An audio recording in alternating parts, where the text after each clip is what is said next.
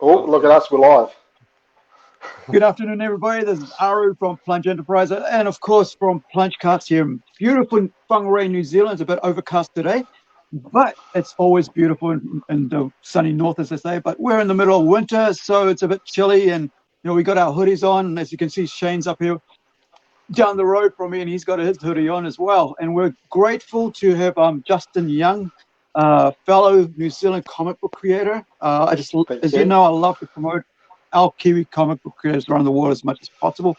And Shane was up at Armageddon last week, and we're going to have a bit of talk about that as well, because I think they're going on about 25 years, and Bill's an amazing dude.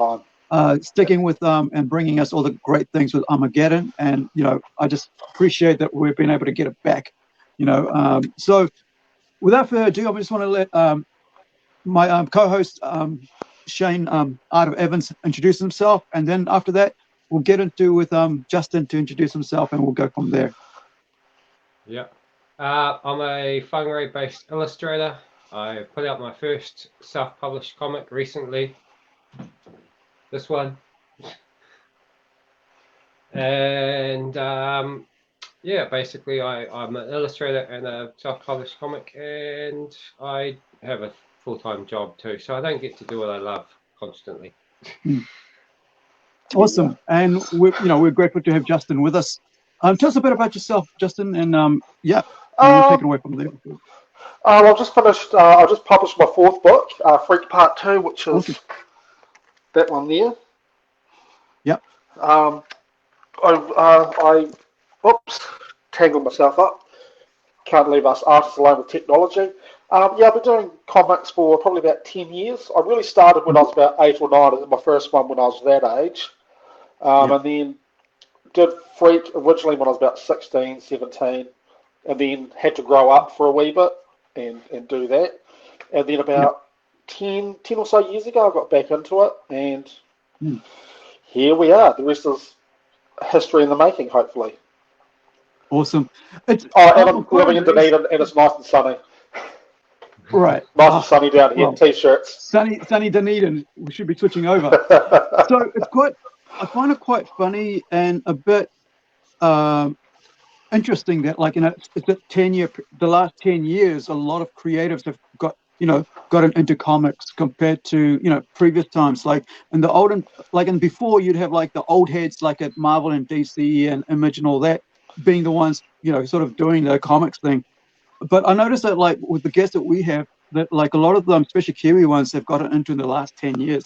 Do you think that's due to social media, with technology and being access to applications and software like that has made it easier? Oh, absolutely. Yeah, I would definitely say that social media has a lot to do with it, and also Kickstarter as well. Because I was just starting to draw comics again, and then I heard about this thing called Kickstarter, and then I saw that Ben Templesmith had put a book up. And was these independent creators are doing their own thing. Yeah, maybe I could do it too, because up until then I thought, you had to be DC or Marvel or Image or whoever. That's exactly it, isn't it? You had to be part of some big crew, some big publisher to be, to get your work out. And I think, technology has made it so easy to get your work out. I think, especially when you got all these big, legends basically getting on social media and actually YouTube, whatever, showing techniques. Myself, I learned how to color a bit by watching somebody else. Who was a big wig, and watching their videos, and that was around 10 years ago. It's about 2012. Sort of getting access to actual professionals, information from them without having to travel or meet them at conventions and stuff. So with you early on, in your childhood, starting to do comics, what was the reason that got you into that? What was the inspiration to say, I could do comics? Well, I lived in a small town called Lawrence. It's about an hour out of Dunedin, and it's a odd little place, and I didn't really have a lot else to do. So every month we'd do a trip to Dunedin to do shopping and stuff. I always buy cheap comics. And I thought, I'll just give this a go, 8 or 9. I mean, it shouldn't be too hard to do. So my first one's actually on fax paper. So some of the younger crowd that might be watching might not even know what a fax is, but it's all on one side of fax paper. So it was just sort of boredom and not having a lot else to do. I thought, I'll give it a go. Yeah. I think both myself and Shane come from small towns. Like he's from Kerikeri and I'm from Moroa. And we're an hour out of Whangarei, which is the closest city. Now we live in Whangarei, but like way back then in the 80s and 90s, especially the 80s, growing up in a little town, you've got to amuse yourself somehow or entertain yourself somehow. And I think a lot of us, books, comics, music was our entertainment, something to keep us from getting away from the boredom. Otherwise, it's like drugs and alcohol, really. Even though I had that, but like, a lot of it, when you're from a small town, you don't have that much access to activities and stuff. I mean, Shane, what was that like for you? I mean, growing up in Kerikeri. I actually grew up in Whangarei. Did you? I thought you spent a lot of time in Kerikeri. So you actually had the big all around city Whangarei. I grew up on some farms and then just out of town, and so I think the thing with me is because of my age and stuff, we had the movies and we had videos and DVDs and stuff, but they were harder to get. You couldn't just download it on your phone. You didn't have I had an Atari 2600. You didn't have a flash PlayStation to use up hours of time. So to me, comic books were actually one of the highest quality entertainment mediums at that time. Because I thought things like 2000 AD and some of the comics that were coming out at that time were far better than films were. So that kind of helped. I agree. Yeah, I agree with that. Yeah. So did you have access to comics, where you were there in Lawrence? No. We would have a country fair once a year, and people would buy bring in 10-year-old comics. You'd buy 10 of them for 50 cents or something. So they were never in sequence. So you just had to make do with what you had. It was, but it was okay. And then once I found there's a comic shop in Dunedin. Once I found that place, that's when I got into trade paperbacks and things like that. So that was in the 90s. So that was when Image Comics came about. So there was Spawn, Youngblood, all that stuff. So I got into the dark and gritty. I didn't quite. Yeah, that's where I was looking at your work. I was thinking, okay, this is quite different to what we, and then that's why I was going to get into, asking about what was the inspiration for that. But so with the 90s, what was did you move to Dunedin or did you stay in Lawrence and then travel to Dunedin to get the comics and stuff? What was it like? Yeah, so we'd have because we didn't really have much of a supermarket in Lawrence, it's real middle of nowhere. So we'd do a monthly shop in Dunedin, do the grocery shop, and then we'll make a day trip of it. So pretty much wherever sold comics, I would try and buy comics, and that's pretty much what I did. And then when I found this shop called Bag End Books, that's when I found you can actually buy a whole series in one volume. Never heard of that before. So I could actually sit and read 5 issues of a story in order, and it was just a complete game changer. And that's all I buy. I don't actually buy the floppies anymore. I just buy the trade paperback. Yeah. I was having a talk to the CEO of Horizons and Comics just 2 days ago about that. They published a fan comic for G.I. Joe called Cobra the Enemy, right? CTE. Yes. So they've done about 100 of them over the last 20 years. And they want to, we were discussing about how to give it to people who haven't experienced those stories. And it's trade paperback's the way to go. The best of, you have the best of Batman comics, the greatest Batman stories ever written, volume 1, 2, 3. And I thought that way, having a trade is a really good way to introduce people who don't have access to stores, right? To comic shops all over the world. So you can get them into libraries, you can get them into books, you can get bookshops, you can get into schools, because they sit on the shelf and you can go across and go, here's this, and they don't get damaged. And also, and there is now it's more easily available compared to what it was in the old days. So with is Banging Books still around, or or have they moved on? They've closed. No, they're long gone. We've got a comic shop now called Waypoint Comics, and Right. I think it's like a side hustle for the owner. Like they have like a regular job, and then they only open, I think, 4 days a week or something like that. Yeah. But I do most of the stuff online now, unfortunately. Yeah, I think I mean, like, comics, like, if you look at the stores now, they're really suffering, right? For the last 10 years, the comic stores are really suffering. And I think it with the COVID situation for 2 years, we've really found out how much they were suffering, right? Because a lot of them went under because they couldn't survive and stuff. And I think at the moment, like, I really feel for comic shops because I used to own my own comic shop, so I feel for like the hustle, like I said, a side hustle, side hustle, right? Hassle. For comic It's a shop, hassle. yeah, it is a hassle, and it's just you can't really right now you just can't, as an owner of a shop, you can't just survive on comics because the companies themselves, they don't support you enough, right? You got to like have some itch to be supported by them.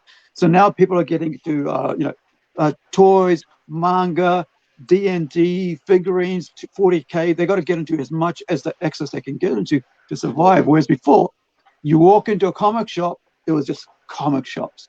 Right, I remember Mark 1 way back in like 1991, 92 in Auckland. It was like just comic shops, just shelves just full of them, and you could go, a couple of toys and stuff, but just comics.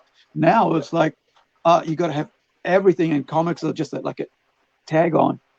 I find like how was it like to because you've already gotten your comics in stores, and that's how we found you to have a chat with you because Shane posted on I think it was shared on Make Comics New Zealand, his group page on Facebook, which is really cool because we get access to Kiwi creators on that page. Yeah.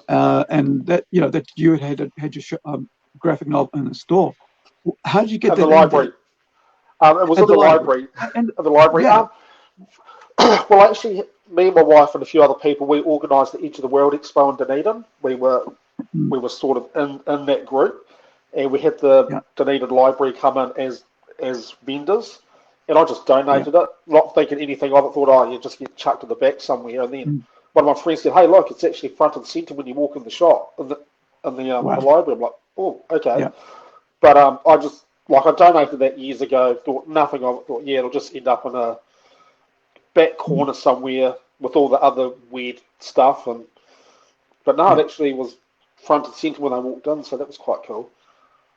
But just a donation. It wasn't That's a pretty awesome thing to do for for a local library to actually go, this is one of our own locals, and put that front and center because that's showing that they appreciate, they support the local creators, and that's basically why we do this, because we want to show that we want to support our local creators and get their name out, because it's really tough because you're competing with the bigwigs that have billions of dollars behind them or millions to promote their stuff, and we just have ourselves and whatever effort we put into it. Now let's talk about, and I'll get Shane to ask the questions now about the book, about Freak and how that came about. Shane. Oh, just throw me in there, why don't you? Deep end. Okay, what's the obviously we know the title and stuff. What's the basics of the story? So the basics of the story, like when I first wrote it when I was like 16, 17 years old, that's when like the likes of Spawn, Youngblood, Bane broke Batman, Doomsday killed Superman. Like it was a pretty dark time. So what the Freak that I've done now is pretty much a bit of a throwback to that. So it's basically he's a genetically created vampire in New Zealand. It's a cyberpunk New Zealand, and he just basically just wants to be left alone. But because the government spent billions of dollars making him, they want him back. Whether to dissect him and turn him into other versions of him, or just we paid for you, we own you. But basically, Freak just wants to be left alone to do his own thing, and it doesn't happen the way that he wants. And so, it's set. Yeah, what part of New Zealand is it set? The end of the second book is in Queenstown, and the whole of the second, the end of the first book's in Queenstown, but the whole of the second book is set in Queenstown because I live like 3 hours away, so I know Queenstown well enough, and I can kind of see it become like a sleazy, dungy sort of place in the future. So it just seems like the perfect place to set a comic. But I am looking at going to maybe Invercargill for the next story. So I like to try and keep it in the south. Yeah. Yeah. Can't give Auckland all the love. Yeah, well, I mean, like I lived in, I studied filmmaking in Invercargill for 3 years. So I lived in 3.5 years in Invercargill, know it quite well. And I think it's a great setting for it. I think there's so much beauty in Invercargill. Like if you really think about it, like even though it's cold and like, it gets like, but the people are lovely, right? There's a majority of the people are really lovely, and there's so, and they welcome you really well. You got that little, I think it's a park there. I don't know the name of the park. I think it's Queen's Park or something. Yeah. Queen's Park. Yeah, I it's think beautiful. So, Yeah, and you got the Tuatara Museum, and you get to see the live Tuataras and stuff. Yeah. It is a beautiful place, and I think that's a great setting. I think this is a cool thing about having Kiwi creators.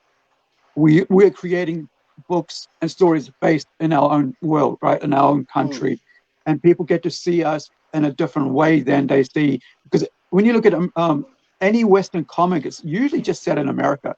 So all you get is what America looks like. You don't get a feel of any other place. So you end up like just getting New York. You get friggin' Los Angeles or San Francisco.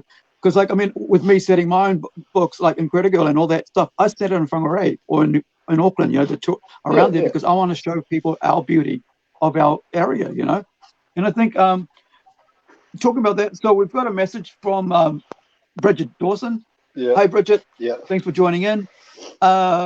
Yes, Invercargill. Yeah, true.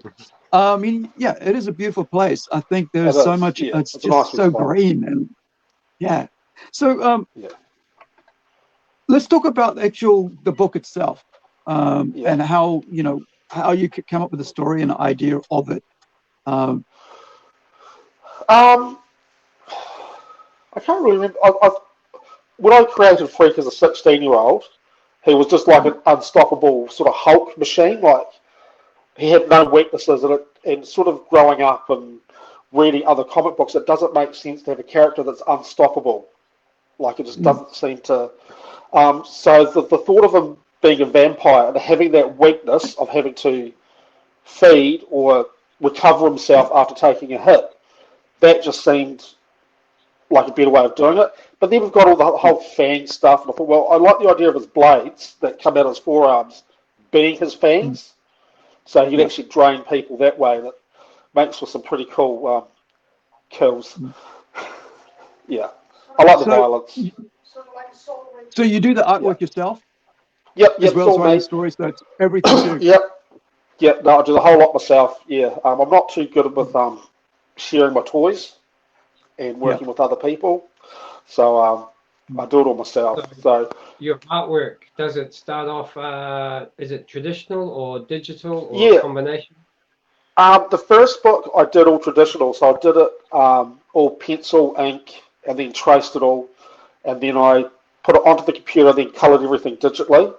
But with the second book being, having a family and a job and that sort of stuff, you don't have the space to have all of that stuff laying out. So for the second book and going forward, everything's got to be all digital. Right. Yeah. So is it drawing on a tablet or like? I use a laptop, and I've got a Wacom Intuos. So you're looking, so your hand down here drawing, but you're looking like it's quite that weird disconnect, but you just get used to it. Just practice makes perfect. Just get used to it. And I use Critter. That's the program that I use. Yeah. Critter. I'm using, Critter. I'm using Critter at the moment too, because it's an awesome program for a free download. Yeah. And I recently got rid of my Wacom and got a XP pen, so you can look directly at the screen. Yeah. It's Yeah, almost I wanted to try that. I want to see how that is, the XP pens, how they work, because I've looked at everything online and how the videos, tutorials and stuff, and I thought that was really cool. But it'll be nice to have you, maybe in another podcast, basically have you show us how it works, Shane, because that'll be pretty cool for people who are thinking about getting digital. Yeah. I have to use it a few more times then, because I mainly use it for colouring and text and stuff.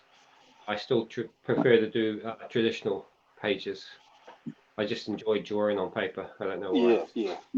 Certainly, like a lot of the tactile feel to it. Yeah.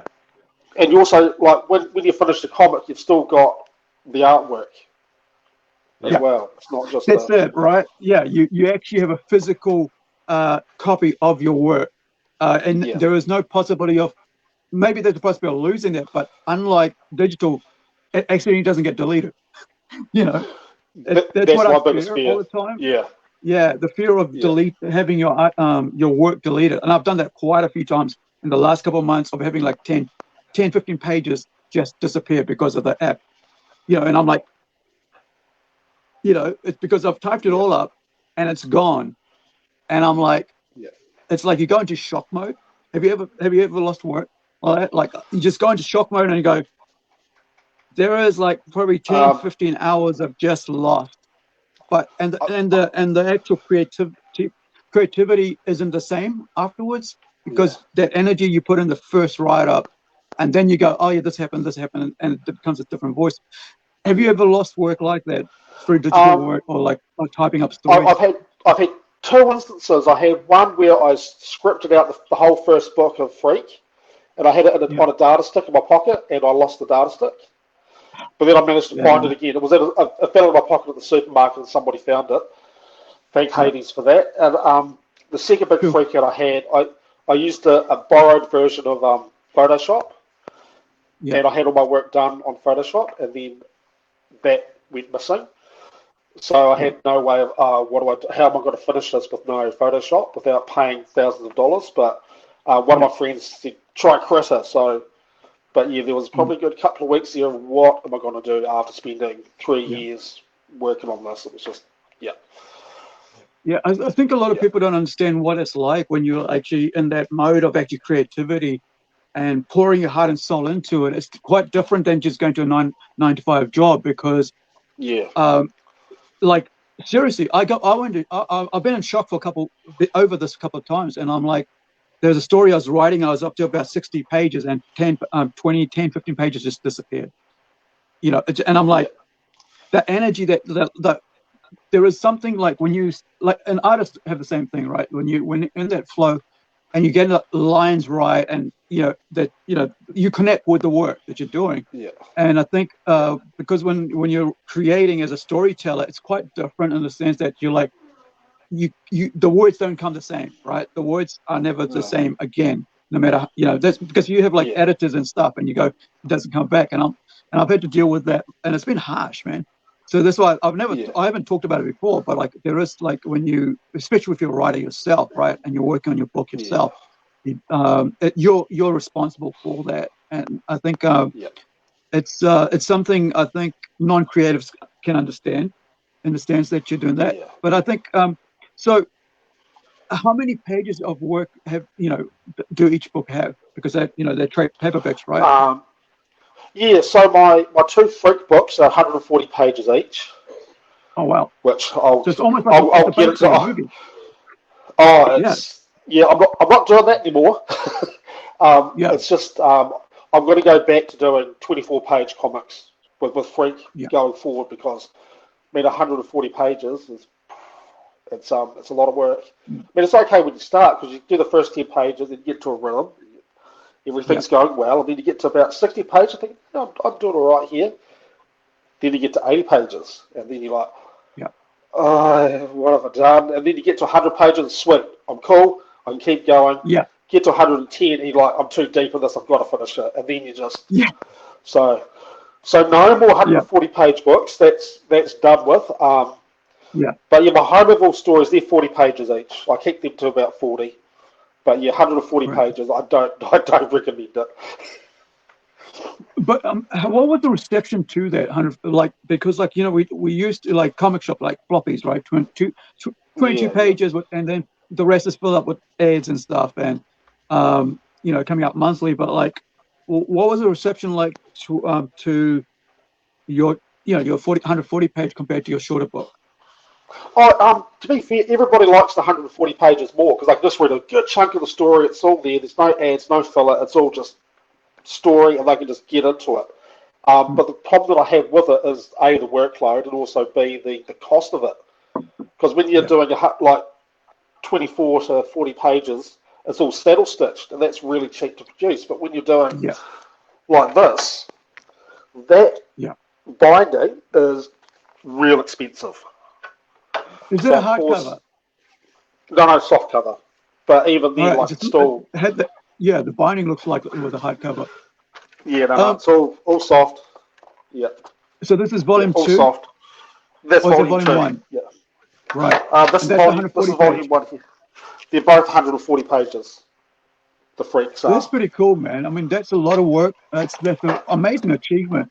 Like, I mean, if you look at it, a page in movies, a page of script is a minute. So 140 pages would be, hour and 20 minutes or so. Almost 2 hours, right? 2 hours and 20 minutes. 140? About 2 hours. Yeah. Yeah, 60 pages, right? So 60 would be an hour. Yeah. So, you basically like 2 hours and 20 minutes. So that's a feature-length movie, proper, and that's pretty cool. I mean, like I think that's really awesome because you get to read a whole story together, all the beautiful artwork, and and you've got it all there. Did you want to ask a question, Shane?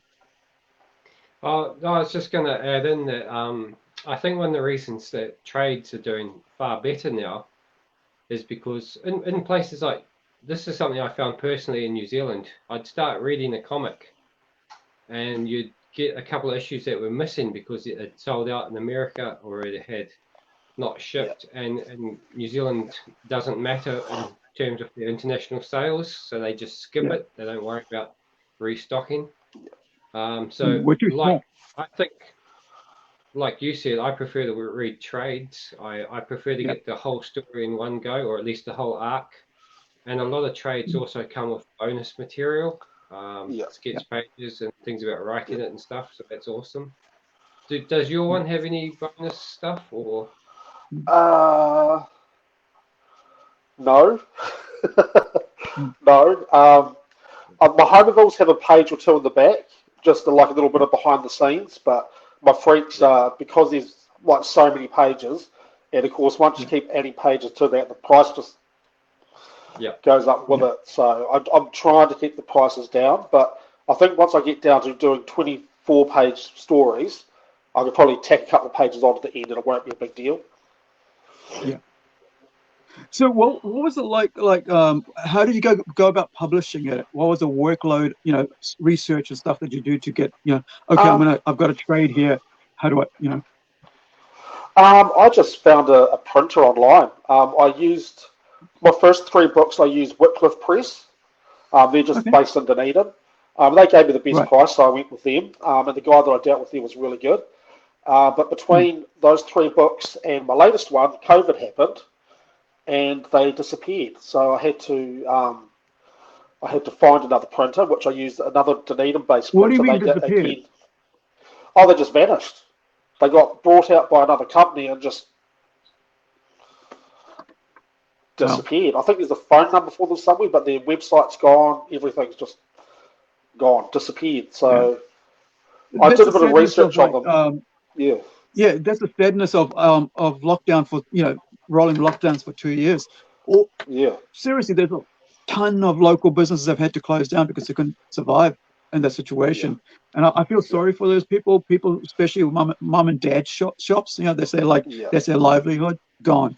And so I just as a small business owner myself, I'm looking out there. I'm going, well, how all the competition that you could have had, get lower prices or whatever, because we know from like when people actually live in a community, they spend money in the community, right? If they're from the community, so like if I'm here, I'm going to go shop there. I'm not going to take my money, my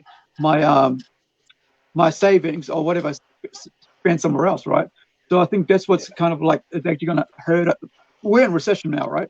But it's going to hurt us more because we don't have those smaller shops and stuff. So we're going to have to pay a premium for the same things we could have got cheaper locally. So when Woodcliff, how did you go about then trying to find another publisher? I just went on I just Googled New Zealand printers and I just sent emails to just about every single one of them that I could find, and I eventually settled on a Dunedin one. One of my friends sent me an email address for a Chinese printer. Yeah. Like the price was okay, like it wasn't earth shattering, but it was just I want to keep things here. But I think that's where we're having a lot of troubles. We're offshoring a lot of stuff, so I want to keep things in New Zealand as much as I can, and Dunedin ideally. But yeah, I think that's where especially because you have local support. It's good to try to be supported locally and support local. And I think a lot of times we, even our business people, they don't think about the long-term effects of what you can do. So if you say I'm going to put one book out, they think that's it. They don't, and they think they'll hit you with a big price that you can't afford, and they deter you from using them. So you have to go find somebody else. And I think there has to be some sort of accommodation for locals to say, hey, we'll support locals, and help you, help you get out there. And then when you come back again, okay, well maybe we'll put a bit more on it, but we still support you. I think there's a balancing act, especially when it comes to new creatives, right? I think, especially with artists, there isn't that much money around for artists. So I think you can't really treat artists like business because they don't have the money anyway to to run it like a business. But in the long term, there's you're telling me right now, you're telling me Woodcliff's gave you a great price. I'm thinking, somebody asks me, I can say, oh, Woodcliff, Woodcliff gave a good price. Maybe we'll try that. And there's the thing about the community of comic book creators where we actually reach out to each other to find out who's doing what. Shane reached out to Lenny, and Jason, with New Zealand Comics. Yeah. So he was able to get his comic printed through that way. And I think we are at a stage where in New Zealand there's got to be more comic books getting printed, more trade paperbacks, because we're encouraging people. In the last 10 years, people are being encouraged to do comics as independents. Do you with Dunedin, do you see a rise in comic book creators there?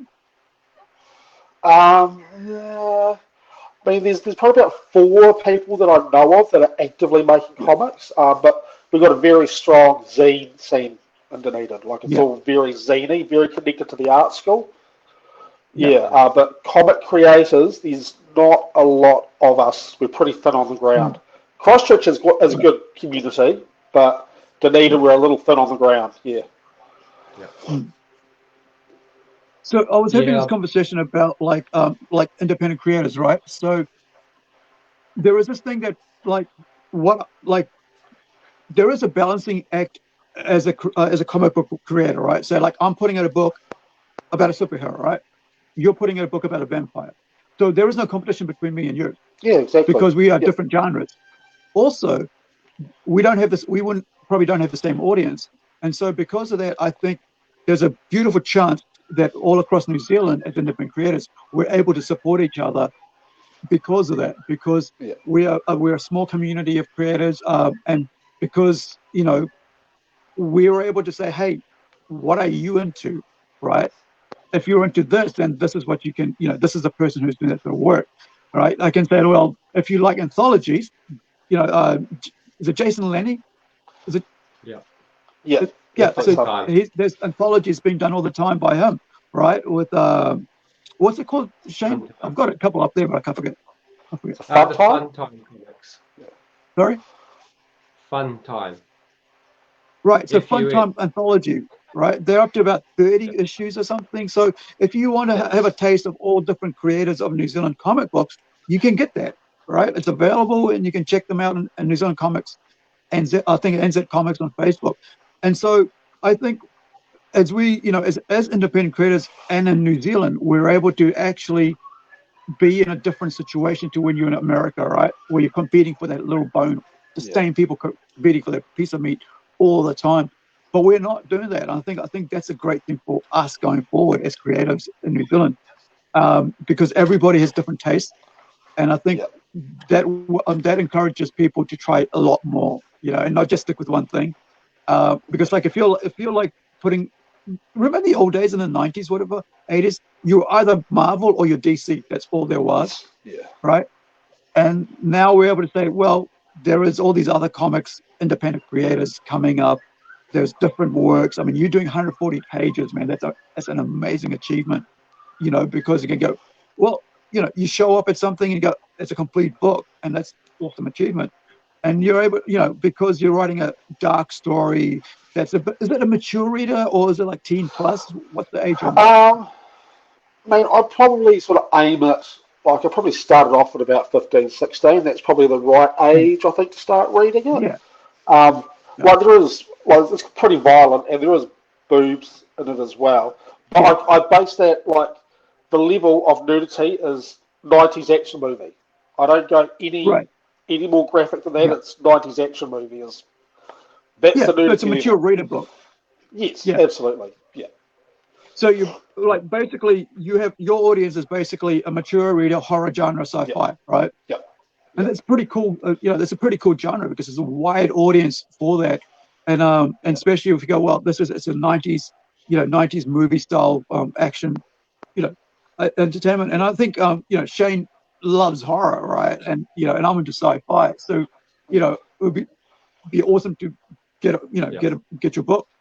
How do you apart from the library, right? How do you get your book out there, man? I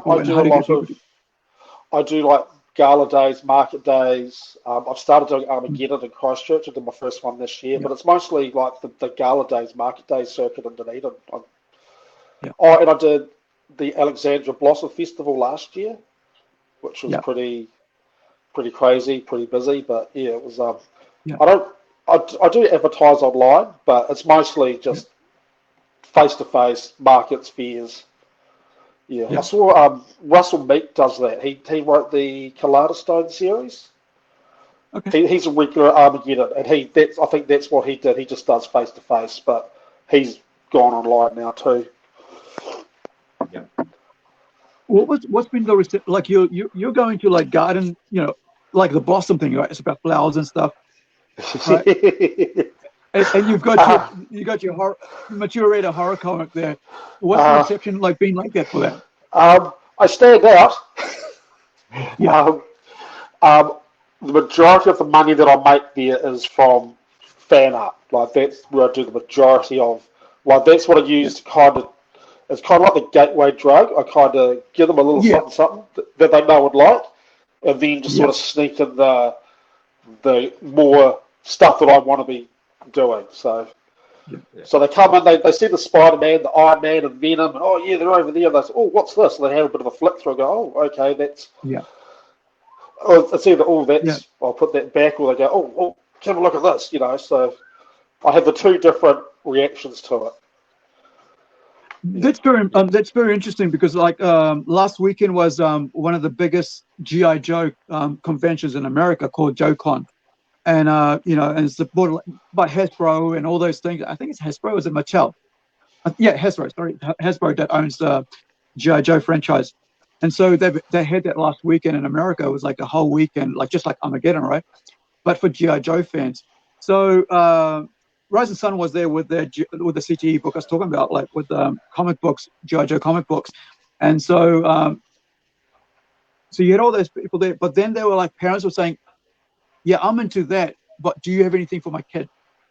Right? Yeah. Because, the adults are going for what they want. They know what they want. So if I'm going to Armageddon, I know exactly what I'm going for, but I'm also there to get something for my niece and nephew, right? And mine. Or somebody else. So if I'm going to a show and all they have is mature reader, there's nothing for somebody else to walk away with something for somebody else. And I think a lot of times people don't understand that. And I love the way that you actually have that fan art. Well, no, I think I can't take full credit for that. It was actually my wife, because I did the first couple of market days. I sold nothing, and she's like, "You need to do this. You need to do fan." I go, "No, I'm not doing." It's like a band doing cover songs. I'm not doing that. No. And then she's like, "No, Justin, sit down, listen to your wife, do as you're told." And so I did a few. I thought, stuff it. I'll keep it quiet, do some fan art, and they sold. So I just kept doing it. And then she's like, "Right, now sit down and listen to me. You need to do framed prints." I'm going, nobody's got to spend $20 on a framed print. No way. Do as you're told. Keep your wife happy. Do as you're told. So that's right. And I did that, and it sold. So pretty much if Rebecca says do this, absolutely. Well, she's got a great mind for business. That's basically what it is. It's a great mind for business. Fantastic mind for business. And that's like, I'm thinking about that, and I'm thinking about Mike McNaughton's wife, right?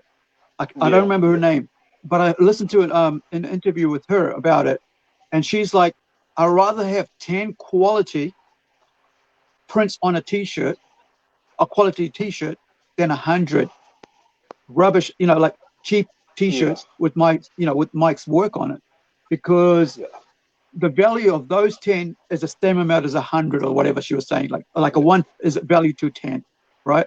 And she's saying if you there are people who will pay for what is valuable if it's done right and if there's value in it. I mean, we were at we co-ran the New Zealand Anime Festival last year, right, in Auckland, and we're looking at Shane will be able to talk more about his experience with what he learned from that coming forward as coming back from it, and we're discussing how does it work when you go to something that's like anime based, but you're a comic book writer or a comic book artist, and so we're looking at it, and I'm going, well, there are a lot of things in the manga, anime things that you can actually do fan art of in your own style, and people would love that. And that, you're just doing the Spider-Man stuff. So, I mean, what was that like, Shane, about that? I mean, you probably have a better thing that on was that was a tough one, because that was a last-minute call, so I didn't have any anime and manga fan art. So I got a lot of nice feedback about my actual art style and my paintings and technique, but they were always asking, do you have this character? Do you have this character? Do you have this character? I'm like, I got called up like a week before, so no. The good thing was I got rid of a few horror prints though, because horror seems to be universal. So so that was you can't go wrong with horror. Yeah. Just like you can't go wrong with Spider-Man, right? Or Batman. Oh, yeah. I mean, Spider-Man's moneymaker. See what Marvel stuck with him. I should do some Spider-Man. I think we tend to forget the kids. Like when we're doing our own work, we tend to forget the kids, and we forget how we got into comics, right? We got into comics as kids, so we weren't reading friggin' what was it called? We weren't reading say Alien books. We're reading Spider-Man, Batman, X-Men books, because they were easier to access to. The stories were there might have been the themes might have been a bit mature, but we understood them. And I think a lot of times, because when you forget that part, I think you lose out. And I think that's where I think your wife Rachel, great brain for business. I think she understands. She's probably had people come up and say, well, why doesn't Justin do Spider-Man for the kids and stuff like that? So she's, it's great to have somebody support your work. And let's talk about that, right? Like, how has it been, like, as a comic artist? Have you been working full-time on the side while you've been doing artwork? I've had a variety of different jobs. I've worked in retail for 13 years. And then I'm at the supermarket now because I'm sick of retail. If I'm going to deal with people, I'd rather do it at markets and fair days, not in my day job. So, and it's, no power, no responsibility. It's quite, I've thought through many plot hole or sticking point just by stacking bananas, going, oh, how am I going to do this? Oh, and then I just quickly, you know, get a bit of paper, write it down. Yeah, cool, for later. And yeah, but I mean, having a supportive wife definitely makes a lot of difference. Yeah, yeah, and she's very, very to be fair, it's probably her. I was going to say it's her fault, but no, I think thank her for it really, because at the time I'd been tattooing. I've been tattooing from home, and I was 5 years into it, going, this just isn't working. And I dug in all my comics and started reading them again. And then this particular year, the year that I gave it up, my wife took me out for my birthday. We went and watched Green Lantern. No hate, I don't actually mind the movie. And then she took me to the comic shop afterwards. And she took me to the comic shop and said, look, $100, buy what you want. And then that really got me back into writing and drawing again. And then we went to Armageddon, and she took me to that as well. And went and saw Dad's Slot, and that's what really just went, right, this is what I need to do. So, yeah, I think having a supportive partner, wife, whatever, makes a lot of difference, a lot of help, It is hard. Comics is hard. Like being an artist and being a creative person is really hard, mentally draining. I think a lot of times if you're not a strong person mentally, right? If you're not a strong person mentally, if you're not aware of your work, and if you're not aware of your strengths in it, and having someone to support you is such a bonus. And I think, and it will come out in your work, right? You'll see it. You'll see it in your work. I mean, having the encouragement. But I think the other thing is that you're basically like what I'm like with my niece and nephews, right? Here's some stuff to encourage you to do more creative stuff. So I think it's such a great thing. What are you like? You've got kids and stuff. Like, what's it like? As a comic creator and stuff. Well, it's good. I mean, like my son's got an absolute library of comics that he can pick out at any time and have a read and that sort of stuff. He can't read my stuff, so that's kind of a bit of a sticking point. But him and I are working on a little something together at the moment. So because he wants to get into making a video game, so how about we do like a comic series first, and then you've got something to pitch later. So, but no, it's great, and he gets to. But he's basically got a dad who's a Peter Pan, really. Got all the comics, and so there's no shortage of geek stuff for him to get into. So, and it's good too because then I sort of know what he likes and So, like, I was just thinking, like, because he wants to do a game, and there is like comic books. There is a Japanese style of gaming called visual novels. Have you heard of that? Vaguely. So basically, it's like 2D or 3D art, and you click and you read the story and change of actions.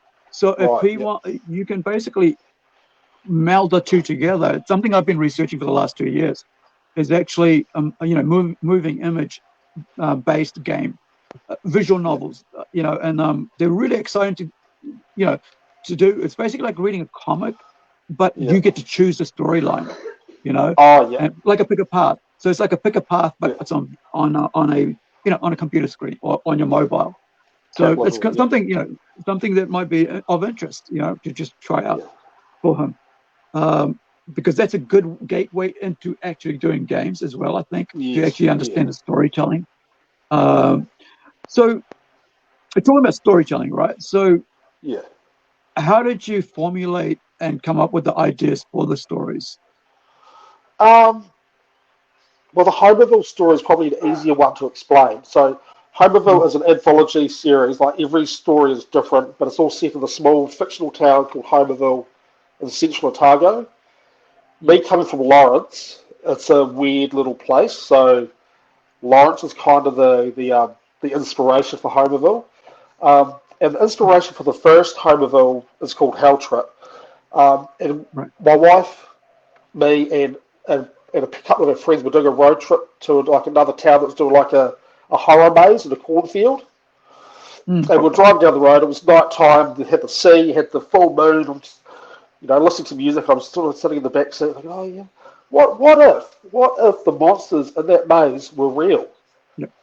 And Right. then I sort of, and then I started writing down a list of like zombies, clowns, what else? Oh, and then I started. So then I pretty much that was like nice and easy to do.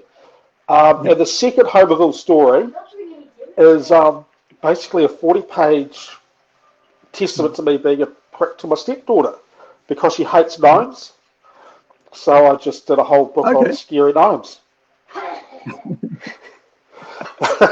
So you know, you Yeah. got to take the inspiration when it strikes. But Freak's sort of a different one. It was sort of, I mean, I love cyberpunk stuff. I love vampire stuff. Not the Twilight vampire. I mean, like Yeah. Yeah. The hard, Bram, the proper. like the hardcore Bram Stoker. And I just Yeah. kind of meshed it together, meshed it with an old idea, and just kind of, and it's still it's an ongoing process. And then with like, I know we're not allowed to talk politics and stuff, but there's stuff that's happening now that's kind of influencing what's happening in the book. So Right. yeah. Well, you can always touch on social things Oh without forcing it down yes. people's throat, and I think that's the Yeah. beauty of X-Men, right? I remember X-Men being Yes. so cool about talking about certain things without, without forcing it down throat. And I think I kind of miss that. I kind of miss the real storytelling, the quality, Yeah. and the real depth of storytelling that used to Yeah. be in the X-Men. And Yeah. because I remember that, like in the 90s, late 80s and 90s, I lived in Auckland, and so I was like buying everything connected to mutants. Like seriously, here's $70 in the 90s. Here's $20, right? Yeah. At Mark One, right? Or here's or whatever Yeah. sale. Like here's every week. Here's $70 every week. Go home and then read the comics. There's my 10 comics or whatever, and because then you could really enjoy them. I miss that now. So when you're telling your stories, how much depth do you put into it? I mean, like, right? Do you just go, here's a couple of bubbles on a page and then move on to the next page, or do you actually really, do a really in-depth novel-like story with your, because you wrote 140 pages, man. That's a lot of achievement. And Yeah. just, yeah, Yeah. Like to be fair, the first book was kind of. I mean, it's pretty surface level. Like it's very violence, action, a little bit of this, a little bit of that. Not an awful lot depth-wise. I think the second one, I've really because the bad guy in the first book was just a cyborg killing machine, whereas the yeah, second one I kind of went a little bit more like he's a mercenary. He's not a nice person at all, but I've yeah, tried to make him kind of likable until he's not likable, if yeah. that makes sense. And with the third, with the story that's coming up, I've really taken a bit more time, sort of getting him, just trying to get a little bit deeper instead of it just being Yeah. violence, 90s, just flash, flash, flash in your face. I'm just trying Yeah. just to slow it down a wee bit. Like the Mm. action's great and all, but sometimes you just need to take your foot off and Yeah. just.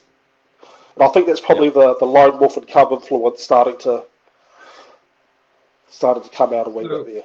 So with the way that you write your stories, do you do more of a sort of a plot-based one where you just do a rough idea and then you kind of fill out the text as you draw it, or do you do the full script? I do the full script.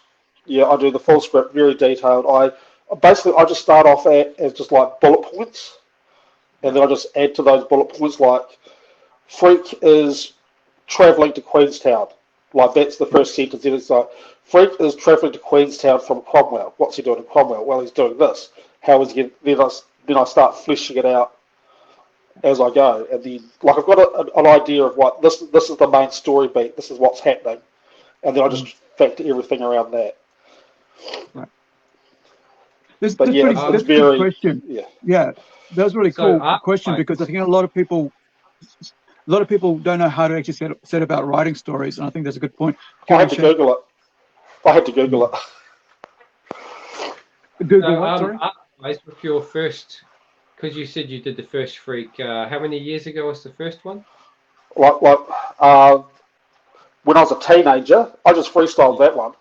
I just drew it as I was in my head, drew it up. But my first official Freak that I did 10 years ago, I actually did full script, but I started freestyling it and it just wasn't working.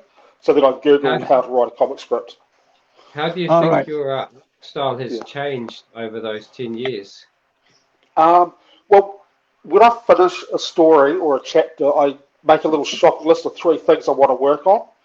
So at the end of Freak Part 1, I was like, I need to work on groups of people, I need to work on clothes. And there was something else that bothered me about my art style. So then in the Homerville book, I went, right, I need to draw 7 people and I need to draw them detailed. I need to draw their clothes, I need to do this, this, and this. So I try and keep that mindset whenever I'm working on something, is have a shopping list of 3 things that I need to work on. So for Freak Part 2, it's right, I need to work on environments because they were very flat or non-existent.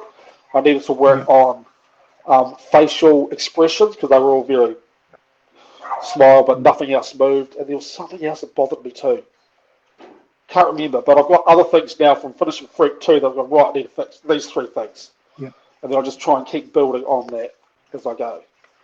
So I've been watching a lot of David Finch. That's pretty interesting because like a lot of people don't like they want to get everything right the first time, and so because they're trying to get everything right the first time, and I've done that, and like so it because you're trying to get everything right the first time, you actually end up wasting a lot of time. Yeah, and you'll never actually, get anything done. Yeah, and so you never end up doing it. So I mean, did you like? With the second book, right? So with the second book, was it faster process compared to the first one? Because you'd already figured out what you were going to do. Oh yeah, it was way faster. Yeah. So going from Freak Part 1 to the first Homerville, it was a lot easier because I had an idea of what I was doing. I knew sort of how to lay out pages, how to eye flow, all that sort of stuff. But my drawing needed a bit more work. So, but yeah, it was a lot easier going from doing that big 140-page book and then going to that 40-page. It was just a lot easier. But I do like having a bit of a list in my head of, because you don't always see it when you're in it. You don't have that another set of eyes, like an editor saying, "Oh, that's looking a bit rough." You don't sort of see it until after it's printed. You open your page and go, "Oh, that could have had more time." Like, when I do my work, I've kind of got that mentality that you're never going to get it perfect. And you kind of have to make a product before anyone will even care. So I'm trying to limit the amount of corrections I make in an issue of my one. I'm trying to say that if I have to redo a whole page, I'm going to try not to. How do you sort of self-critique your work? I do thumbnails first. But I don't really sort of critique it till after I'm done, which is not a good habit to get into. So I'm trying now, when I finish a page, to sort of look back at it, or even when I'm just penciling it, just really go, well, it's not really flowing right, or the eyes are like this when they should be like that, or I'm really trying to sort of edit as I go, but I'm also trying to get other people to look at it too. That's probably the better way of doing it, is getting another, because when you're in it, you don't see it until it's printed. You go, wow, I mean, I probably could have put a bit more of a background there, or how come his head's this big when it's like, this makes no sense. So, and I think now I'm designing stuff a lot more now, whereas before on the fly, oh yeah, that's a robot guy, put a couple of robot bits on him, done. But then you go to the next page, I've sort of forgotten what he looks like. And then, whereas now, if I take a bit more time to design it, hang on, the dog's just come in. If I take a bit more time to design it, it keeps it consistent, and I sort of have in my head exactly how it's going to look. Do you thumbnail the page first, before you get into it, or So you thumbnail. So I just like it's all like stick figures, but it's like making sure that I can kind of go, oh yeah, that angle that in my head that works, or I can thumbnail up. It should be looking down on somebody, not looking up. Or I take a little bit of time thumbnailing it, but it's more just trying to get it to look right. So that way I've got like a rough idea when I'm just doing the pencil. I go, oh yeah, that looks all right, Kara. Yeah, keep working. Right. But it's never really finished until I've actually saved it to PDF. Like I'll write it up, draw it up, and it's like, oh, I'll change that. Yeah. Yeah. Has it made it easy because now you're doing digital, right? Has that process become easier compared to having done it traditionally? Because both of you guys actually work from traditional to digital, have moved on to that, and still do digital. Because you still got to get, like, when you go to your galas and stuff like that, or fairs, you're putting out traditional work. Is it printed from like your digital work that you put it out, and also has it has the actual setting up of the pages and plotting out easier now digitally? Well, there's a couple of pages in Freak Part 2 where I've basically taken the same frame, but I've moved characters closer each time. So instead of me having to trace it up and then draw it, trace it up, draw it, pretty much I can just draw the one frame and then just copy paste, and then just move the characters. Like little things like that have made life a lot easier. And also setting up perspective. Like I do a lot more 2 and 3 point perspective now that I never would have done had I done it pencil. Just because I can move things around, I can move the perspective whichever way I want, I can raise it, lower it, just as pretty much I feel that once it's a pencil you're kind of committed by that stage. Whereas digital stuff, just undo or redo, lighten, darken. I mean, it makes me a little bit lazy. I don't have that same desperation. It's got to look right. I can just go, undo, change it 90 degrees. Just takes that desperation. Oh no! When he said you can undo and stuff, that's the only thing that pisses me off about still working traditional. Because I've got a few pages where I've literally cut the panel out and pasted another one back in. Yeah. I do the old, it's staying. we'll just gloss over that one. Yeah. Well, most of mine because I would never get it finished. But like you said, I sometimes get my friend Rico or my partner Michelle to just glance at a page. And even though there's no text in it, I ask if they can follow what's happening. And if they get confused by what's happening, I figure that's not working. I've got to redraw something. So that's my real basic rule is if you can figure out what's happening without any text, it's probably a solid. Yes, yeah. Page. Picture speaks 1,000 words. Yeah. I work with a bunch of artists, and they, because I don't do the artwork myself, but apart from coloring and some other stuff, design work. So I get every couple of days I get a couple of pages. So I'll probably get I think there's one artist who sends me blue line work, rough what is it called, thumbnails of entire pages before goes on to pencil, and so I'll get that, and then I'll get another artist who'll send me the pencils, rough pencils. Set up, and then I'll set up my bubbles, my speech bubbles, to see if it works, and how to space it, and then I'll send the page, JPEG straight to him with the lettering on the rough pencils, so he can work out how I've tried to get the bubbles right without diminishing his work. That's one thing I really appreciate about artists, is that I want to work with my artists so that I'm not diminishing. I've seen artwork in the past, comics, where the letterer is actually diminished the quality of art that's come out, where they just chuck a bubble on top of, artwork that's taken the guy probably a couple of minutes, 10, 20, 30 minutes to do, and he's just plopped the letter, speech bubble on it.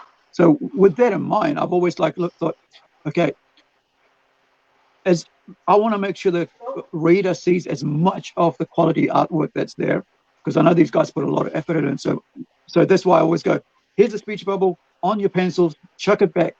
It comes back to me with pencils. I put it back up again and go, ooh, maybe I'll move it a bit. And then I get the inks, right? And then I go, yep, perfect.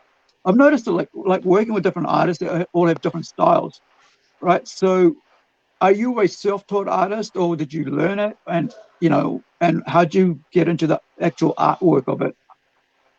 Well, I actually went to art school. Right, I did a 4-year Bachelor of Fine Arts in Dunedin. I majored in right. printmaking, and I was Hmm. actually going to become a high school art teacher, but Right. I don't like Zoom management. Love teaching, Yeah, yeah, but the Zoom management side of it, dealing with some of the stuff I had to deal with like that, it's just not worth it. So, yeah. but no, I've always been an artist, always done it, and Cool.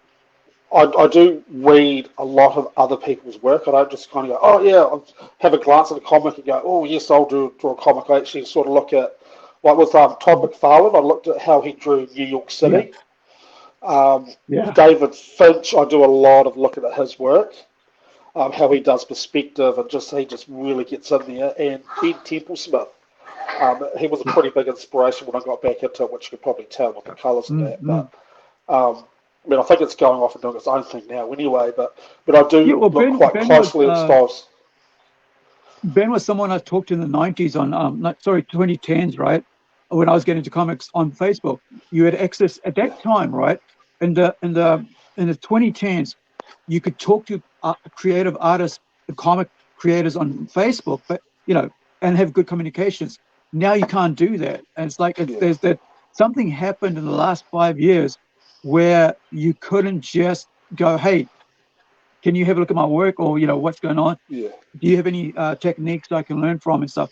Now you can't do that. I think there's yeah. so much people are like afraid to give advice, or I don't know what happened, but I think I there's a lot remember of like jerks.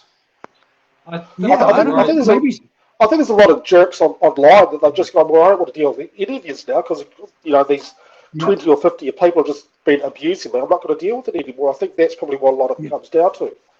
Yeah, There's a yeah, lot of it's those just the haters and jerks. there's a lot of those Marvel and DC people infighting too and trying to cancel each Oh, other. So you oh yeah, probably think yeah, if I don't say anything online, I won't say anything wrong. yeah. yeah. They can't Have get you hold of have you you against seen Well, I mean, you. have you seen the hashtag comics broke me on Twitter? yeah, I was just gonna talk about that. Yeah. Like, so here's the thing, right? So I saw a tweet by somebody draws, I think Kelly draws. So Kelly Oh, basically got cancelled for saying what yeah, and he got harassed for 24 hours. That was his tweet. He yeah, just I got cancelled and I got harassed for 24 hours for saying exactly what Gail Simone is saying yeah, now. So if you yeah, had a yeah. superstar I'll be comic book, following that. Yeah, right, yeah, say something exactly the same as someone independently saying it, they get cancelled, but it's okay for yeah, these guys. And I think this is animosity, that comics broke them because they did it. I think there's a yeah, 90% of these professionals who have like basically destroyed their own livelihood of their behavior online yeah, because of that. And I think, and it's put off a lot of people. If you want to know how well comics is doing, look at the sales, because money talks yeah, and sales talks. And I think a lot of people forget that the the money and sales come from average everyday comic fan. yeah, They don't come yeah. from people moaning about it online. They come from No, average people working hard, earning their dollar, and being fans for life and doing that. And if you are out there harassing and putting those people off that, that's your bread and butter gone. That's your yeah, 80% of your business gone. And then yeah, you're going to turn around and go, comics broke me. No, no, you broke comics yeah, yourself. yeah. You You you do it to brought it on yourself. yourself. Yeah, Yeah. And that's why I love this one very uh I'm a proponent or a supporter of independent creators because of that. yeah, I think we have the chance to actually create a loving creative environment that has been left behind by the professionals, so we can actually talk to our audience, or our uh what is our customers, right? We don't want to call them customers, but yeah, yeah, our customers, our readers, our fans, yeah, without being coming at them in a negative way. We have a book. You love comics. We do comics. Come buy them. All yeah. right. That's all Easy as that's that. needed. Yeah, It's like supply and demand. But like it's yeah, now it's like if you're this, if you're that, if you believe this, that, you're not allowed. And I think that's what's yeah, destroyed comics. That whole idea of, if you hold these things, then you're not allowed to access to my books. This, it's like somebody said, like, if you don't like my politics, don't read my comics. right? Yeah. You've just destroyed your, readers, and it's Yeah. the truth of. I think it was somebody. I can't remember. It was somebody famous. Like, I'm not sure if it's I can't remember her name. But female professional comic book works for Marvel. Yeah. And now then you go, well, 3-4 years later, sales are dead, comics stores are closing down, Yeah. and then you're going to say comics broke me. Yeah. Yeah. This past week, talking about comics broke, this past week, the second volume of Isom by a black creative comic book writer, right? Yeah. Basically 1.17 million in 24 hours. Independent creator. Yeah. The first book went up to about 3.5 million, right? Yeah. This is an independent creator. So you're telling me comics isn't selling? Yeah. Comics is selling for independent creators and Marvel. Yeah. But comics is really doing well if you're an independent creator. And if you're not harassing your readers online, right?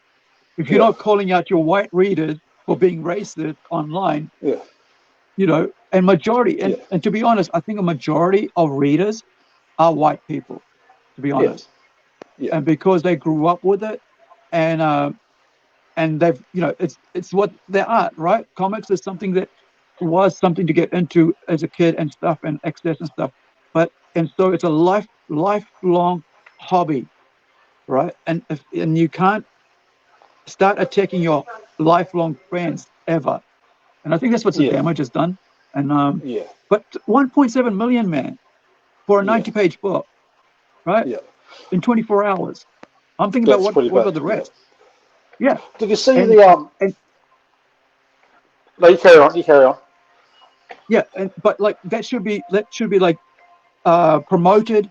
That should have been glorified. That should have been encouraged and said, "Look, isn't it awesome?" But they don't do that, right? Yeah. All I've seen online is a negative attacks on him. It's well, you told him if you think you can. The whole idea came about was because he was I can't remember his name, but he was basically commentating. That's the word. Commentating on all the professional and what's going on with comics, what he didn't like about it, that text and all that. And so they said, well, why don't you do your own? So he did. 3.4 million. And they weren't going to talk about it. Oh, he's done this. It's the rubbishing and stuff. It can't be happening and all this. It's okay. Volume 2, 1.17 million, 24 hours. Yeah. That is a success story I want to have someday, right? Yeah. Be encouraged by that. And I think it should be encouraging to us as independent creators that if we connect to our fans, our readers, and they connect to other readers through what they love about us, we will one day be able to possibly have that same, if not even half that. I think who doesn't want 500,000 or maybe even 100,000 on sales on a single comic book? And I think there's a possibility is there. Yeah. I think that another reason that the independent comics are doing well at the moment is because it's usually 1 or 2 creators, maybe 3 at the most, and that's a clearer vision of a story. It's a clearer character. There's no committees coming in to tell you what you need to do for the latest trend or the latest culture. It's like if you've got a dark, gritty adult character, you do it the way you want to do it. If you've got a kid-friendly character, you do it the way you want to do it. And you can throw politics in or out. It's up to you. But people realize when they see that vision, that story, that it's better than one of the a multi-million-dollar movie where you can tell they've made sure it has a happy ending, has a popular actor. Everything's PC. You've got to every giant. Like every 4.5 minutes. Has been managed. Yeah. Talking about that, right? So I was watching this morning. Before we did this, I was watching Spider-Man: Far From Home. I think the latest one. I've just seen it. So if you haven't seen it, it's been long enough time, months. You should have already seen it. So I'm gonna spoil it. And I'm sorry if it gets spoiled for you. So it gets to about 1 hour mark, and something terrible happens. And I wished for that terrible to happen, Yeah. right? So Yeah. I wished for that death to happen. And I didn't care if that death happened in the middle of this movie. But afterwards, I was more emotional afterwards Yeah. with something else than I was with that. They put this huge emotional about 2-3 minutes in the middle, meant nothing to me. It felt Yeah. like there was no meaning to it. There was no reason for it. It was like, yeah, you deserve that. You know, if you Yeah. haven't seen it, you know, I mean, if you have seen it, you know Yeah. what I mean, right? I know So, what you mean. Yeah.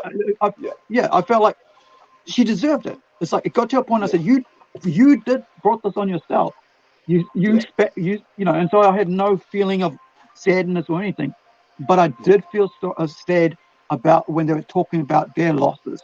Each one of the, you Yes. know, each one of the Spider-Mans were talking about their losses. Yeah. I felt more emotion and more tear-jerk moments with that than about about Yeah. 10 minutes earlier when that happened. And I think Yeah. this is what communities have, have kind of like trying to put something political into it, because it felt more like Yeah. political than Yeah. about Yeah. about a concern. And because the politics came into it when they brought to it, I was like, I don't care. And Yeah. for that, it should have been should have got me to cry, because that's what Yeah. they wanted, but the story Yeah. coming into it didn't. Yeah. And I think that's what has ruined Yeah. the storytelling aspect of Yeah. comics now as well. I think there's so much forced stuff to try to get emotion out of it. This is Yeah. like talking about which, like the latest Kamala Khan, Miss Marvel death in Oh comics. yeah. Yeah. It, Yeah. it felt so. I read the comic because I bought it because I wanted to have a comic with the death, Yeah. because I want to see, to show, right, to Yeah. here I have this Yeah. comic. So I read it and I'm like, I didn't care that she died. And this is the weird thing. Like, how do you not care about a death in comic book? Yeah. Because it used to be so huge, right? Yeah. And then I'm just going, I don't care if she died. And Yeah. I should be, if you're going to bring a death in comics, there's got to, or anything in any story, the build up has to make you get to a place where you feel for that person and all those characters. And Yeah. it felt like they just threw the death in. Oh, now it's a Yeah. shock value, and you've lost all that thing. So, have you had in your own stories? Have you had moments like that? Have you tried to like do something, a bit deep, or did you, Um. how do you go about it?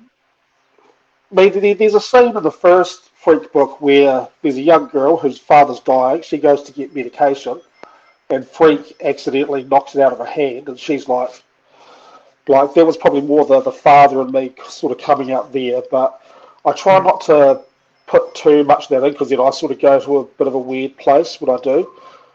yeah, Yeah.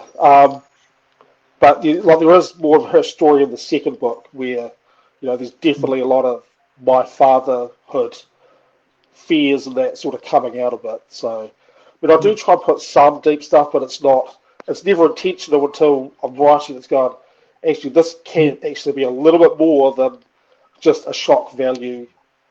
yeah, Like this could actually have a bigger meaning either now or later on in the story. It's not just a yeah, throwaway, oh, well, he ruined this little girl's life, move on to the next yeah, big action scene. It's sort of like, he ruined mm, this girl's life, so now he's kind of responsible for this other character. right, So that's So that's kind you're of what I'm saying, playing with. so your one's the more organic. If it feels like yeah, it's going to into the story, you'll put it in, but you don't Yeah, plan it out that way. Yeah, mm, I I think I it's had probably I had the yeah, yeah I yeah, had the idea of the girl in my head kind of as a one-off sort of thing, but then as I was writing it, you kind of got the experience of being a dad and all of that sort of stuff kind of coming into it, and then it just kind of happens. So there's stuff yeah, with with the bad guy in the second book, like he was meant to be mm, kind of a throwaway character, but then it's kind of like, oh, I actually quite like writing this guy. He's a bit of a dick. He's quite cool. So and it just kind of happens, and then the story sort mm, of changes as you go with it. So I do have a plan, but sometimes when something happens, you get a choice of just nipping it off and cheapening it, or just letting it run. So I try to right. let things run a bit.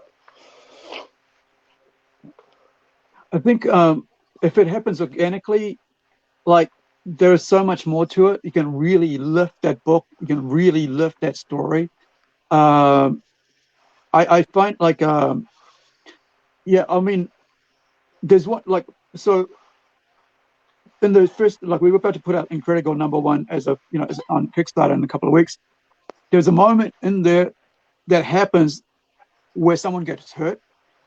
It's on side, and I feel the same thing you're talking about. Like it's organically happened on the side.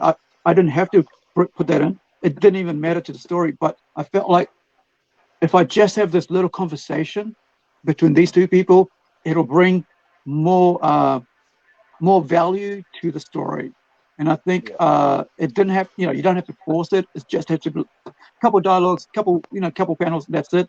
Because you want to humanize the story. I think a lot of times when you, like if you're, even like if you're doing horror stories, right? There's got to be a lot of human element to it where why you feel sorry for the character or you connect to the character. And I think a lot of times when you force it, there's no connection. You lose connection to the characters. And I think because you're trying to say your main character is the only story should be about the main character. Nobody else should matter. Yeah.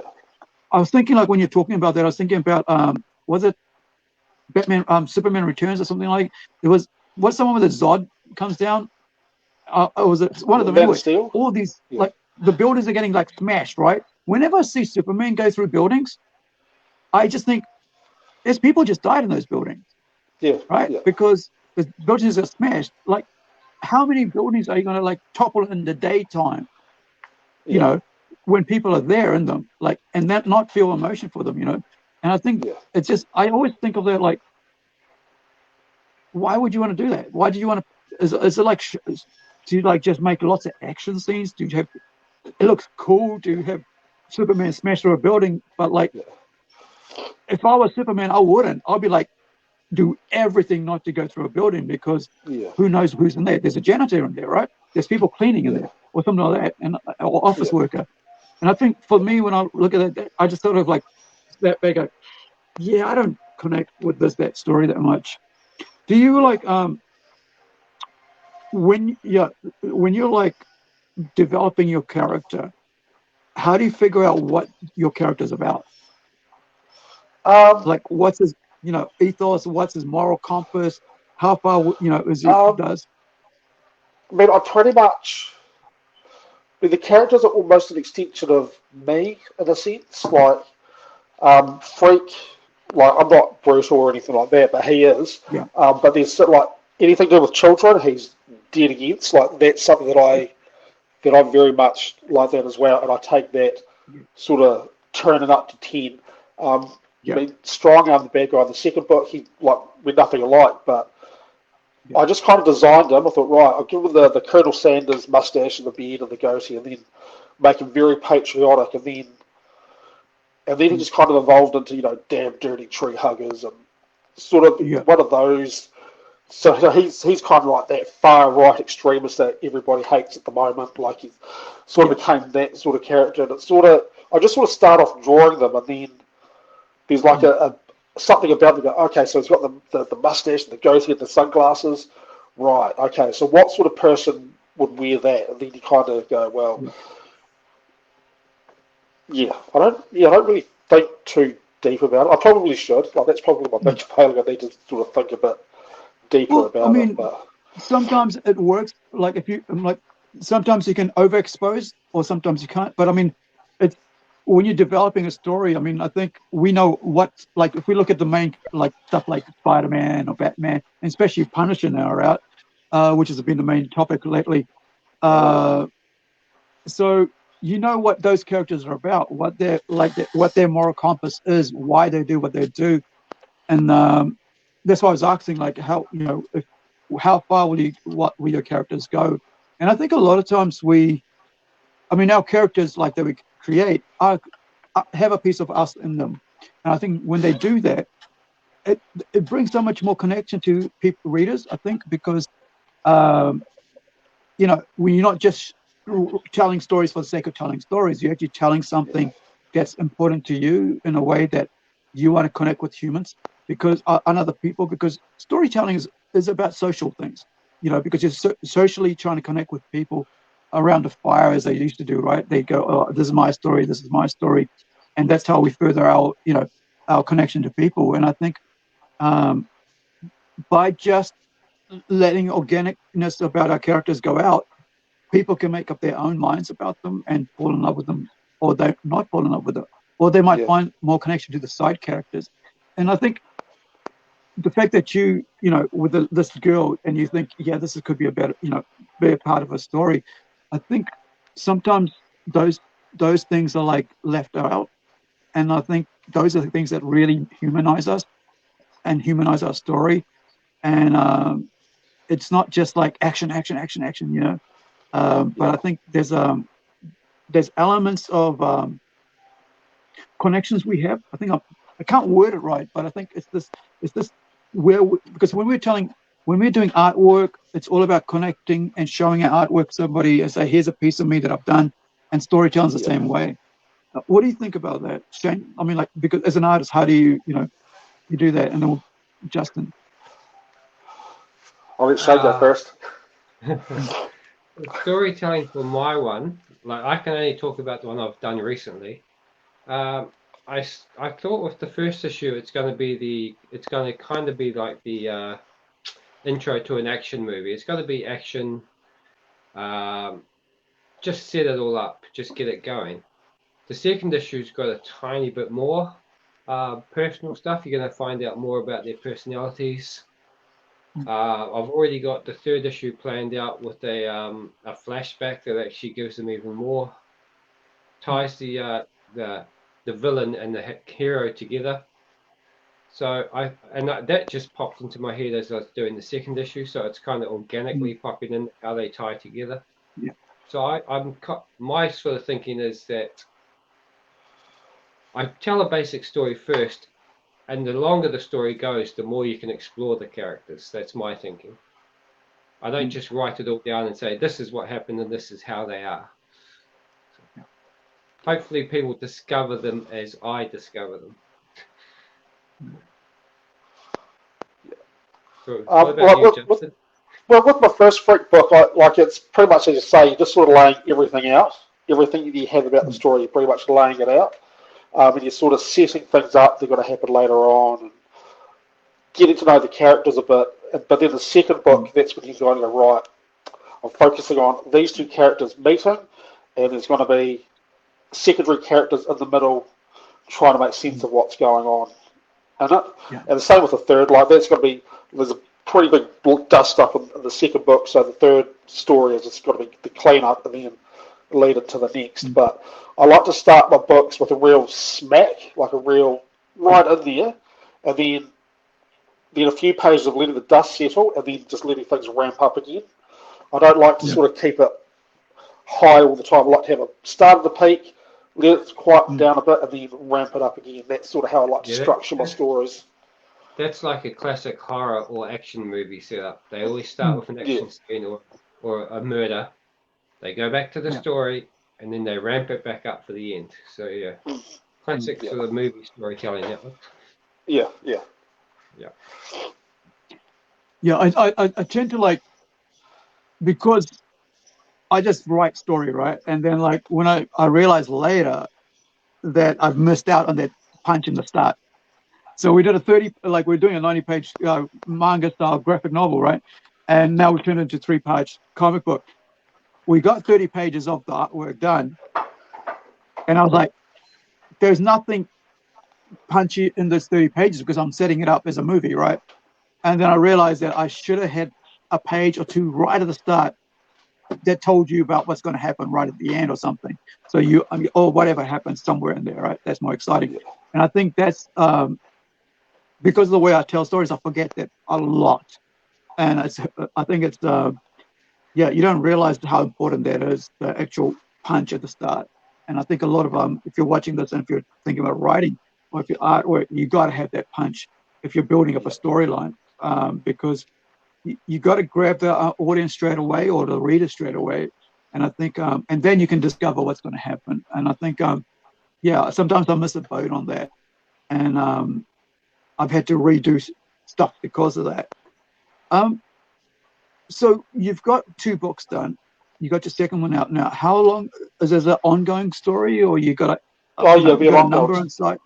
Well, I had Awesome. an idea of 740-page graphic novels, but Right. seeing as I'm not doing the 140 pages anymore, they'll just be a series of 24-page comics, and then like there's definitely an ending that this is where the story's going to finish. It's not going to continue on, but yeah, it's going to be. I sort of have to do the maths on it a bit, so yeah.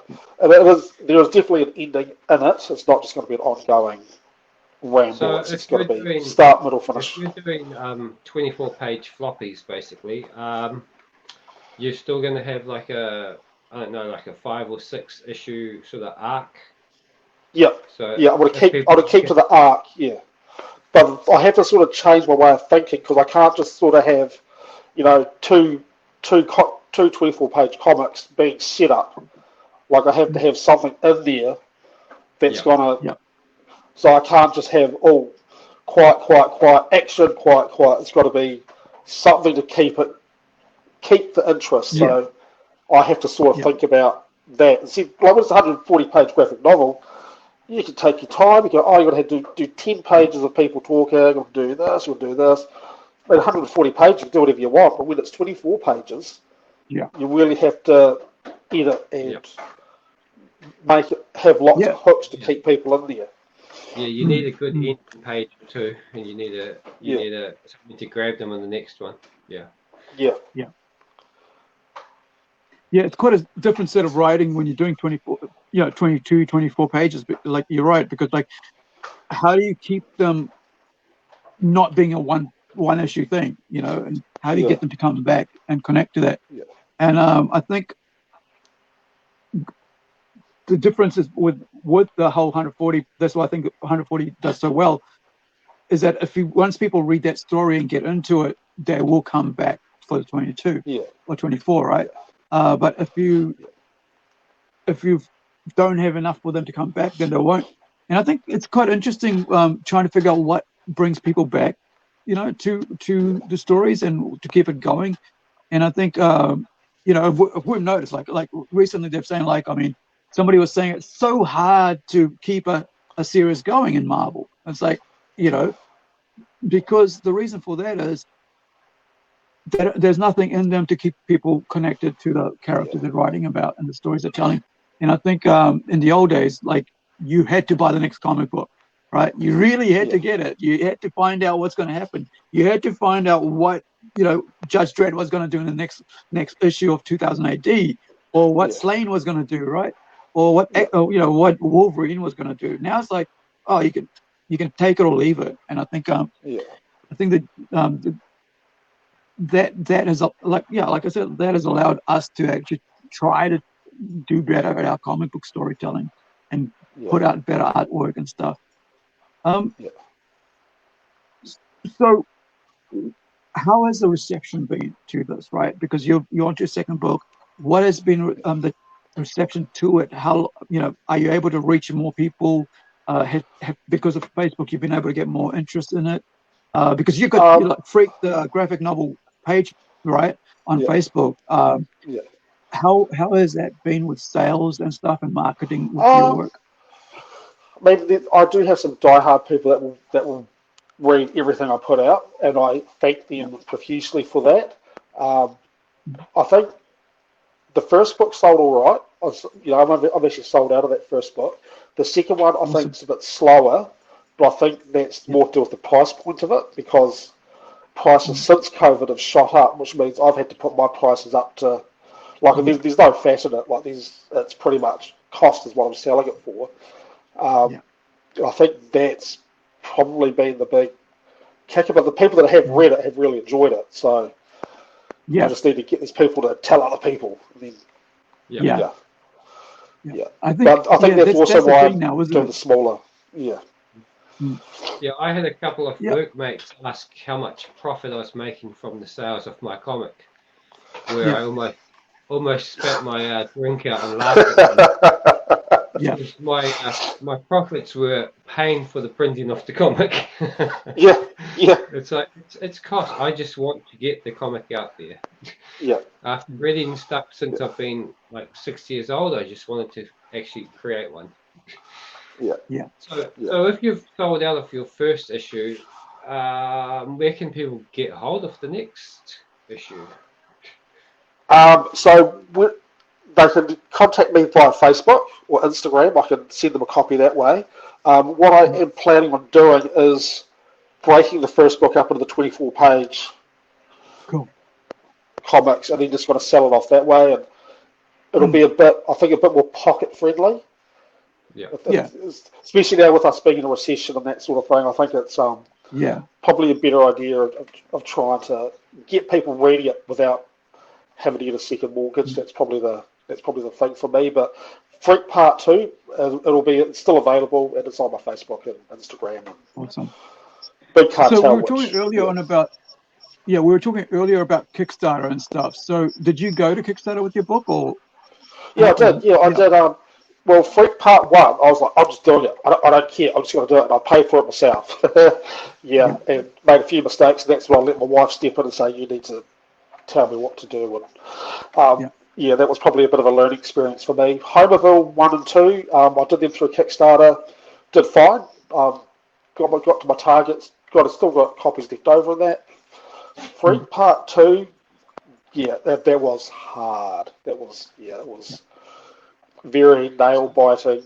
Just squeaked over the line. So Homerville is a separate comic with separate character? Oh, yeah. So I've got this one. That's the first Homerville book. Yeah. And then we've got this one. This is my being a dick to my stepdaughter. So they're a different series altogether. They're just little trashy horror. Yeah, they're horror. There's nothing deeper. It's just blood, guts. Yeah. Hillbillies. They are one and done issue. One and done. Awesome. Yeah. So people watching this want to get into your artwork, that's a great way to start. They're just one and done stories. There might be the odd overlap here and there, but story-wise, there's no overlap. You might see the mayor of Homerville a couple of times, or you might see the crazy old lady in the woods. But there won't be any story overlap. It's all one and done, 40 pages. Awesome. Yeah, that's easy way to get people to access your work, because they don't have to worry about any other waiting for the next issue to come out when it's one and done. How's the reception been for that then? That's been pretty positive. That's pretty positive. But I aim that more sort of 18 plus. And I've had a couple of gal days where there's been like young kids going, I want to buy that. I'm going, I'm not dealing with angry mum and dad. No. But there's one kid about 15 who said, I'm not dealing with your mum. If you buy this, you're on your own. So, but that's been pretty positive. Yeah, but it's trashy horror. But the 18 plus on those. Well, Shane's a horror fan, like more so than me. But I've been watching horror all this. Like the last week, I've watched probably about maybe 5 or 7 horrors. I was mentioning one last night to Shane. Text him The Offering. The Offering's about a. Have you seen it? No. It's about a retailer who goes real estate agent who goes home to his dad's place, who is a Jewish. Is it a morgue? No, where they prepare the bodies for funerals, or they hold the funerals there. What is it called? A mortician. Yeah. So his dad is a Jewish mortician, so they do their prayers and all that, and so the body arrives there and so on. And it was quite interesting to learn about the Jewish traditions and stuff, And I know a bit through that with Bible studies and stuff like that in the past, but it was interesting to see the horror element come into this situation. It was quite interesting in that set, because I think a lot of times it's just like slasher, and you don't see any any other religion views on that. And I think there was another one I watched about, which is another Jewish one. It was about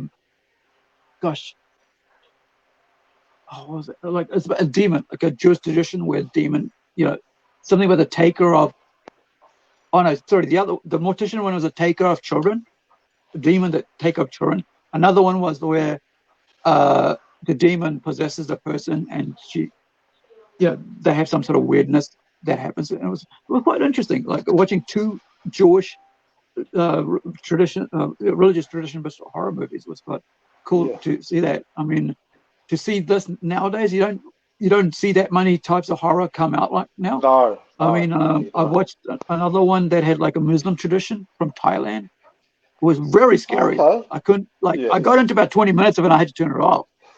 Coming out of, I think, either Philippines or Thailand, man. I can't remember the name of it, but it was, it was just the creepiness of it just made me turn it off. I was like, I can't watch this. Nothing like I don't watch gross. Japanese horror anymore.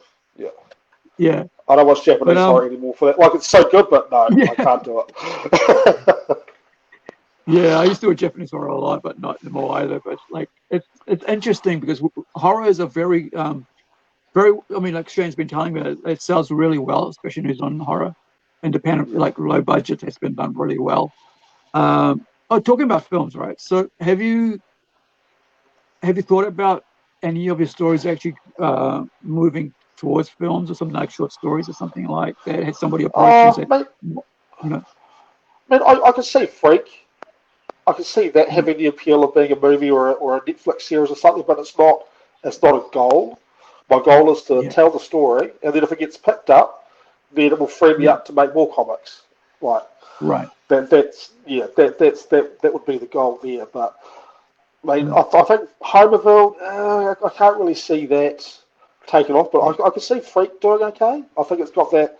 It's got the cyberpunk. It's got the violence. It's got all the. I dare say it had heavy metal music in the background as well. Why the hell not? So yeah, and I can imagine it. Having an all New Zealand cast as well. I could see Manu Bennett being the main character. I could see Manu Bennett pulling it off.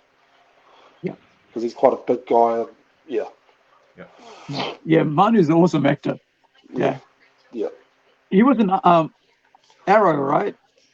He was a Deadshot in Arrow. Yeah. Yeah, it was brilliant. Yeah. He's amazing. What was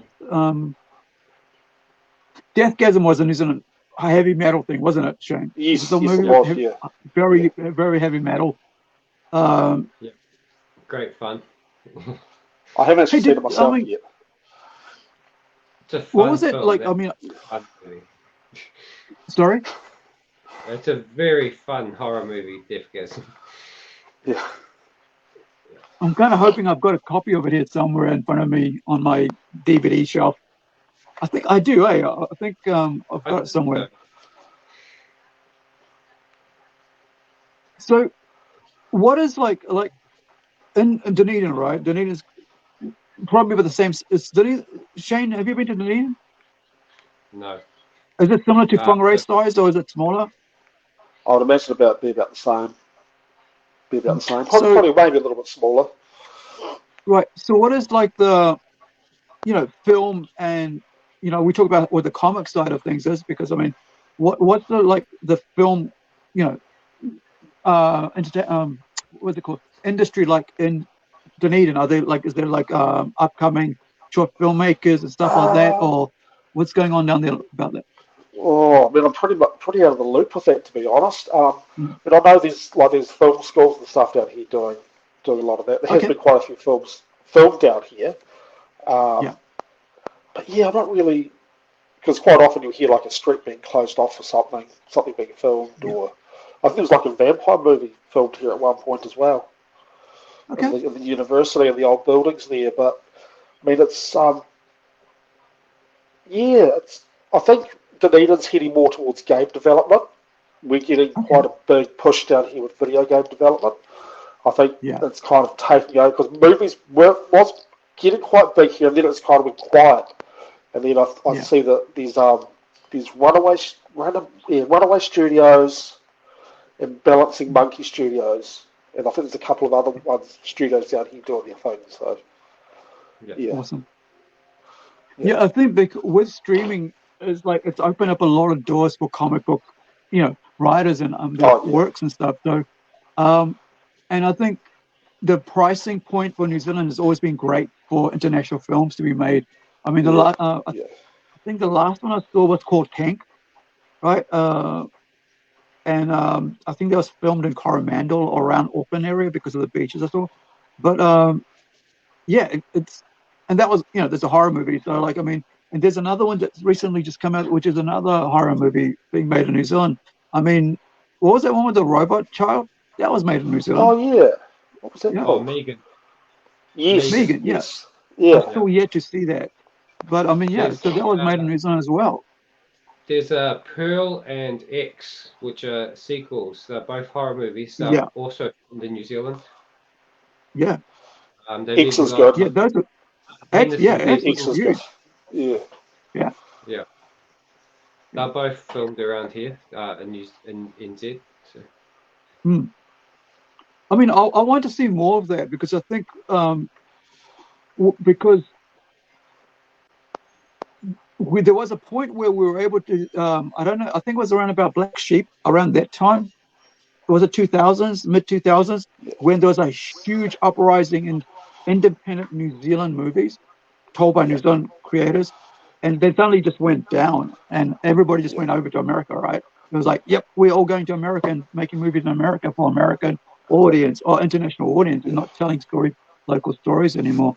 And I think the cool thing about being independent comic book creators, you're able to tell New Zealand stories at your own pace without having to worry about a studio or a publisher or a huge person that big huge company that's worrying about every little point of your story.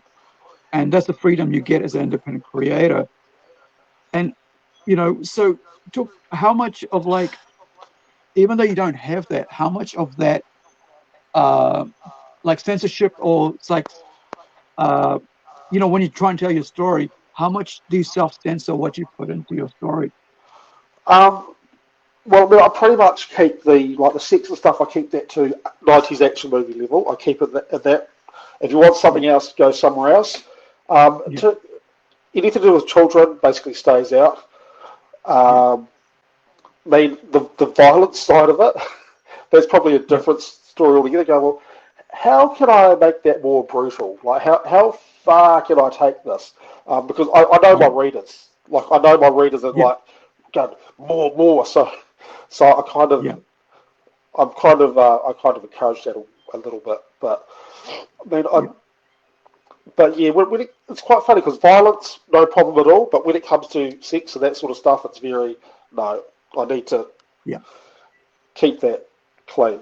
I find a lot of that too. Like I'm more interested in interesting kills and that sort of stuff. Like that's where my interest is, and I just pretty much write what I want to read. And if I find that there's something that's going too far, if I'm going, then I probably shouldn't be putting it in. Yeah. That actually ties in quite well with my review that Stu gave me, because being a comic book reseller and stuff, and he's worked with libraries, he knows that they do not like bad language and they do not like nudity. But he never mentioned any of the beheadings or anything in my comic. So if I take out a couple of F words and don't show a nipple, I'm good. That's crazy, eh? It seems. I think we're more okay with violence than we are okay with sex and swearing and stuff. Which in a way is cool because like we don't really want to be putting out sexual stuff out there because it's something private, something personal, and I think and it's like when it's out there, it just feels awkward and if it's overdone. I mean, like when we do, like even when I'm writing mature reader stories, nothing past nothing past topless and nothing past bare butt. That's it. Yeah. All right. And it's got to be. There's got to be a reason for it. There is no. I think in the 90s and 2000s and 80s even at 20-minute most movies at mature movies of M15s at the 20-minute mark, almost 15 and 20-minute mark, there would be nudity. Always. Like you could basically go, yep, fast forward to that, and there'll be a nudity. And I think that's just because they knew that by that time you get bored, right? Yeah. You need something Yeah. Get interesting, that and they hook. go, oh yeah, we'll put this in here now to to titillate you. And I think that's Yeah. kind of like forcing something into it kind of ruins it, because you're like, the story was doing really fine until you put that in there. It's like, well, you just realize that your story isn't worth it if you need to titillate somebody to carry on reading it. Yeah. And I think with Stu, yeah, I mean, the guy knows what he's talking about because he knows what the people are telling him. And I think it's cool. And the same thing with Rachel, right? With your wife, she knows what the people are out there wanting. And I think sometimes we are too precious about our stories and how we want to do it, that we don't actually Yeah. reach the audience more. And I Yeah. think by listening, we are able to reach audiences more, because by changing a few things, we're able to get more people to support us, so that we can put out Yeah. more work. And I think it's pretty cool. I mean, you can self-censor much so far, but I mean, at the end of the day, you're trying to sell your book. And with that in mind, where can they find you? Well, where can they get your books, or websites and stuff, Instagram stuff? Instagram, Facebook is probably the better places. I do have a big cartel, but it doesn't get a lot of traffic. And also where the money comes through, it's ages before you actually get what you paid for. So I prefer people to contact me through Facebook, Instagram, or if I'm at Armageddon in your area or at a local market, that'll be the other way to do it as well. I actually quite like the face-to-face. I'm quite a big fan of the face-to-face. Yeah.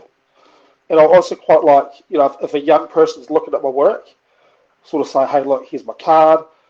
I want to, do you draw it? Show me what you got. Let's, how can I help you get into comics? How can I help you push forward and do your own thing? Like, I want to see more people do it. So if I've got that face-to-face at a fair or a market, I'm more likely to do that as opposed to doing it online. So I've recently had a thought about the next Plunge event that's coming up. Aru. Yeah, I'm listening. And I'd like to try and get a table for New Zealand comics. Yep. So I'd need I people like too. Justin, etc., to send us copies. Because you're going to be looking after it, so it's okay. So for those people who don't know, we run a convention up here in Whangarei called Plunge. This year we're looking at doing 2. So we've been looking at how to bring more independent comic books by New Zealand creators to our area, and how to use our convention to promote New Zealand comics. And the problem is, we don't have a lot of money, right? So we can't buy people's book and off-sell that way. So the idea here has been that's been bouncing around my head is okay, we'll reach out to a whole bunch. We'll get Shane to reach out to people through Make New Zealand Comics, Make Comics New Zealand, a page, and say, look, send us a couple of your books and we'll put it up at our convention and we'll sell it. Those that sell, we'll give you money, whatever. And we'll take the markup, whatever it is, because we still got to pay for, for running of the event. So that will allow you to get your work out there without actually selling your book to us. But and if they sell, see, this is testing the market, right? You could send us 2 books and we'll test the market and see if people like it. Then we'll bring some more books and so on and so on. And that's what I mean about there's no competition. We don't compete with anybody because we do our own stories. And people might come up and go, oh, I want Incredible for me, for my kids, but then I want Freak for myself because I'm older. I like that horror stuff. And so even in the last couple of years, we've brought in horror into our convention, because when we did it 3 years ago, we brought in Northland Horror, which is a charity here in Whangarei, right? And Aaron asked me, he said, what can I put there? I said, look, dude, just bring whatever you can and we'll put it there and see what the people's reaction are. Nobody complained. He had the doll from, what was the doll called, man? Shane? Annabelle? Was it Annabelle? Pardon? Yeah, he had Annabelle in a glass cage, right? Like a glass display unit. Nobody complained. I hate that doll. It's scary as crap. And then and then you had all all the Northern horror was done up in costumes, like the nun and stuff that scares me. But nobody worried about it, and I think that shows that like there's a audience for different things, and we're open to that. And I think Shane, with what he's doing with the convention and his connection to the creative side, independent creators, I'm hoping that like people will see us as not trying to just promote ourselves, but actually promote New Zealand comics and independent creators, and use the space we provide to actually further their audience and their reader base. Because if you're only going to say specific things in your own area, that's all you're going to have. But if you branch out, and this is something I want to see all throughout all independent conventions in New Zealand, because we run it really cheap, right? So we're not like having to charge somebody $3,000 to come in, or $2,000, $1,000 to come and have a table at our stuff. But we don't want you to come because it's costly to you to come, right? So if you're down in Dunedin, it's going to cost you fare, it's going to cost you airplane tickets, travel costs, staying costs, all that. But if you just send your book, Shane looks after it. There it is, and he's got a table. He's promoting your book as an artist himself, and that'll allow. We'll be running the convention for as many years as we can. So if it doesn't sell this year, we hold for the next one. So but hopefully, we're going to hopefully have a decent table full of New Zealand books. Yeah, because I think if you can get a few people reading. If you can get people reading a New Zealand comic, they're more likely to try the next one and the next one and the next one. Sounds good, yeah. Wean them off Batman and Spider-Man and get them onto some originals. Get them away from the big two.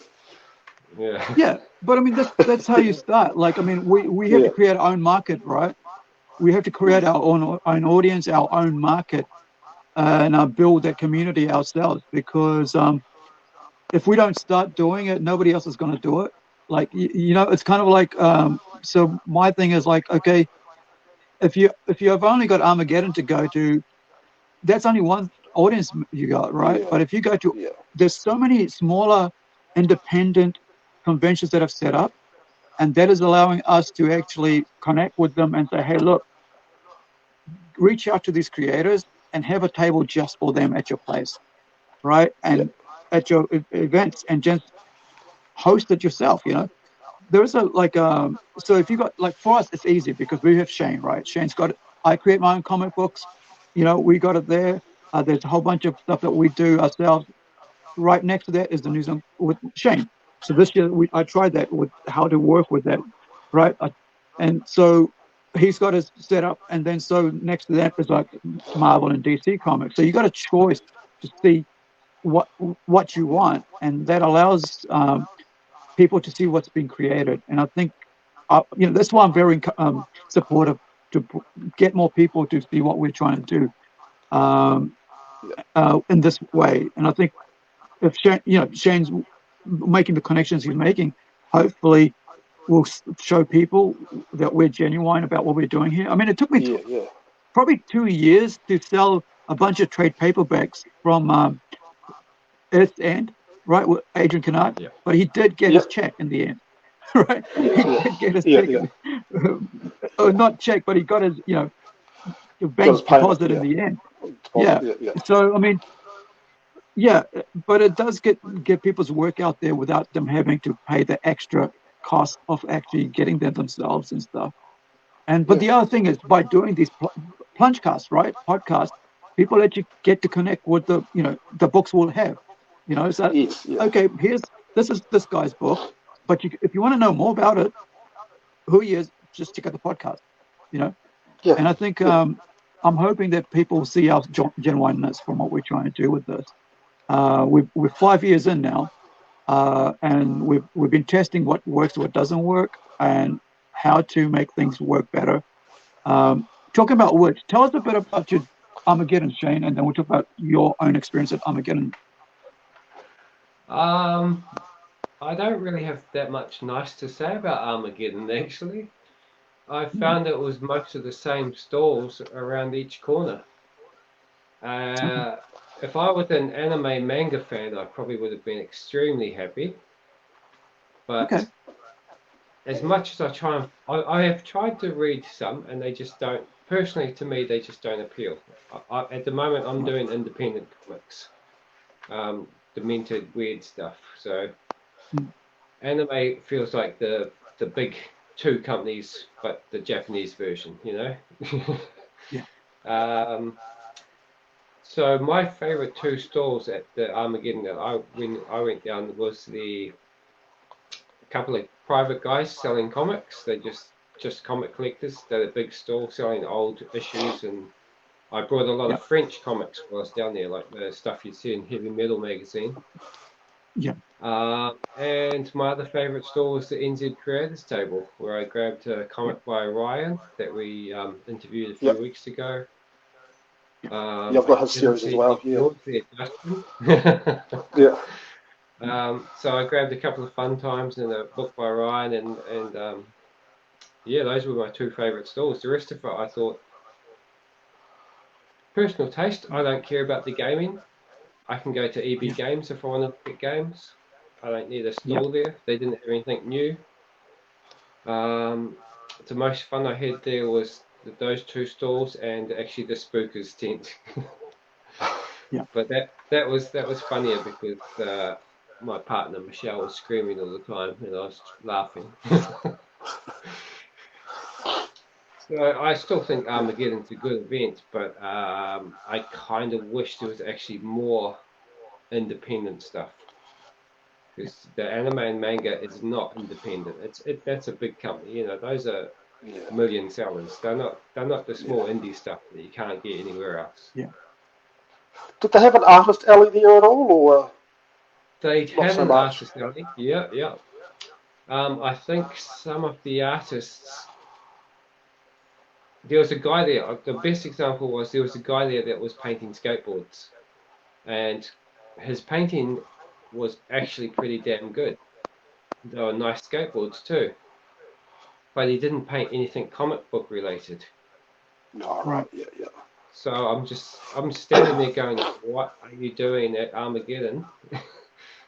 People don't know what Moby Dick is at Armageddon. Yeah.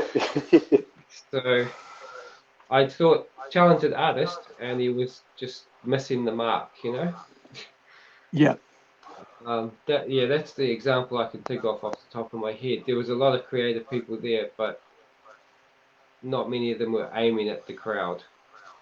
You know, they needed your wife there, Justin, to tell them what to draw and paint. Oh yeah, I take her when I do like stalls and market days. She's just like, yep, sale, boom, boom, boom. Do this, do this, do this. Like, yep. No, thank you for me. She's on it.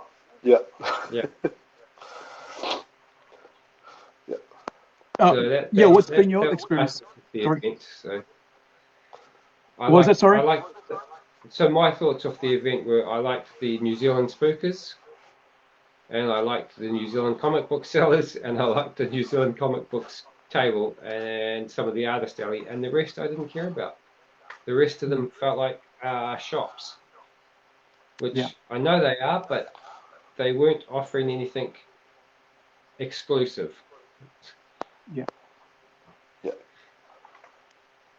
Talking about exclusive, right? So, I mean, like, actually, I'll let Justin talk about his experience, and I'll come back to this exclusive thing. Carry on.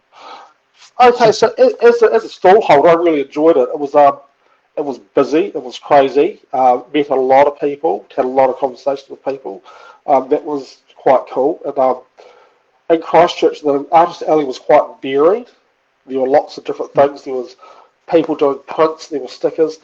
Not much in the way of comics. The only other comics other than me was the New Zealand comic stand. And Ryan was there. Him and I had a bit of a chat for a while. They had Freddie Williams. He was sitting at the table drawing as well, which was a great experience to meet him. But like as a customer, because I did spend a bit of money while I was there. I pretty much spent money at the New Zealand comic store. I bought a couple of books off Ryan. I bought one off a young guy from Oamaru called Henry Cooper. I've actually got it here. Shaggy's Comics. Yeah, I bought that. Nice young fella. Mm. And what else did I buy? It bought a couple of other little bits and pieces. So as a customer, I mean, I gravitate towards more the artist alley, independent stuff. Yeah. But as Shane was saying, 90% of it is shops. But as an independent creator, if you're looking to get into that market, I mean, it does cost a bit, but I mean, we made that money back on the first day. So Right. I mean, That's it pretty is cool. definitely well worth doing, I think. Right. Yeah. It'd be It would interesting be to find out. Can I be it would be cheeky and good to ask have more how much independent. it costs for a store? Pardon? What was that? Can I be cheeky and ask how much the store was? Okay, so I did an artist alley. It was about 400 Okay. plus because I'm Yeah. from Dunedin, so plus getting there and accommodation. It did cost a bit, but I mean that first day we made it all back. So Yeah. yeah, but I mean It's good. Yeah, it's good to make it's it. tiring. That you. Yeah. Yeah. It was well worth the investment. Like if you got that kind of money to invest in doing it, I would hands down do it. Yeah. Yeah. Running something like Armageddon is a costly thing, and it would be insane the cost. Yeah. Yeah, and so I mean, that's why I think like the fact that they do offer Artist Alley is awesome. But like, unless you know the draw for me for Armageddon has always been the the legend, whatever the artists and the writers from the comic side that come. And sometimes like having my fan favorite stars, movie stars or TV stars. You know, I've got a Amanda Tapping photo that I got taken with it. It's one of my most precious, things from about 2007, I think it was 2009. And it's one of my best experiences I've had at Armageddon is just be able to stand next to Amanda Tapping, get a photo taken. And I think that's for me. I've had it. We had last year I think it was we had Bill Gerrits from Armageddon and talk about their whole thing, and I think he's done an amazing job for bringing all that to New Zealand, and I just think it's amazing that he's able to do that. But on top of that, there's been a rise in the last couple of years of smaller conventions like ourselves. I mean, we've been at it for 5 years. It's been a struggle sometimes, just trying to make it. But I think the value for us has been that we are actually being able to promote local creators. We've been able to bring in younger people. Like this year, sorry, just in April, we had a 14-year-old kid, girl, her artwork, her anime artwork, doing pins and stuff. And I've got her now doing a cover for a manga comic for me. Which I'm paying for myself, right, directly, because I want to get that on the cover so I can take it to Kickstarter and so on the comic book. Sorry, but like so we're making connections that way, and it's like because we're saying, okay, we'll encourage you to get more into it because we want to see more people get into this because we're not going to be here forever. That's my whole thing in my head. Is that I'm at 50 now. I've just changed 50, and I don't know how old Shane is now. You're 58 now, Shane, or where you at? Same. Yeah, he's 50 as well. So we're both 50 now, right? 42. We've reached half a century. 42, and you're at 42. 42. So a lot of younger kids are coming up and being interested in the arts and comics and stuff. And we go, all we can do is encourage them to take this next step to keep doing it and get ready to publish. And I think for us, just doing these events and doing Plunge is hopefully it's an encouragement to that. And I think also, we do need the huge events because the huge events draw more people to the idea of what we're doing. Yeah. And then our smaller ones pick it up, feed into that because we carry the culture, carry the creativity of what we're doing into the bigger events. So, I see so much, I'm encouraged so much by the small events coming up. And Bill said himself, right, without us doing smaller events, there won't be a successful Armageddon because we're building the foundation for people to actually go to that because they're trying out things at our events, what works for them. at the smaller events, then they can, build up and have money to go to the big events. And that's pretty cool. And I think, I think with the recession, it's going to be harder right now as we step into it. I knew this was coming, right? I already knew that about 7 months ago that this was going to happen because of the way no surprise, really. No surprise at all. The way COVID had done to us through our government. But the other thing is that because of that, we need to do things differently, and that is why I think I've been thinking about what Shane has mentioned about having a New Zealand Comics convention, table stall at our event. But we need to support, right? We don't have the money to buy them all, but we need the support of our local creatives, national creatives, to say, hey, I'm going to send you a couple of books, right? 5 books. Can you display it, right? And and here's what the cost is, and here's what the market retail is, and that's how we'll go from there. And I think that way we'll be able to support and get the support we need to keep pushing for more creativity, creatives, local creatives getting out there. And I'm hoping that by us doing the PlungeCast, getting people to know the creators more deeply and connect with them more deeply about their stories and their artwork. I think that's only beneficial to the artists and the writers and independent creators, because the more you're out there, in this sort of situation where you can actually spend 2 hours talking about stuff, right, is more important than 5 minutes of handshakes that you can have with somebody at the convention, because that happens so fast and gone. But here you can have a deep conversation, get to know people more, and actually get inspired, you're 16 when you started, doing comics. I tested myself around about that age, 1 page, and that was it. Never, didn't do anything until 2007. Decades later, right? But I think sometimes when you get the bug of being a comics, it doesn't go away. But you do need the encouragement from people like ourselves and yourself, to say, hey, it can be done. And if you're thinking about it, just try it. There's, like you said, there's different digital work apps out there, like Crypto, as you mentioned, and also like XP Pen and stuff like that. Wacom, I use a Wacom, to make things easier. I also use a software called Clip Studio Paint, right? It's specifically to manga, but there's digital and animation as part of that as well. I pay about $20 a month, right? Or I can buy it outright, but I don't want it because sometimes I might decide not to use it, so I'm stuck with it. But something like that has become so easy to be a creative right now. $21 a month for freaking $1 million software, or whatever, right? In your fingertips, and a couple $100 and you got a Wacom and you're ready to draw. And speech bubbles are already there. You can just arrange it the way you want, or you design the speech bubble yourself. All the fonts are there, right? And it's like that hard work's done for you. And that's made it easy to be an independent creator now than ever before.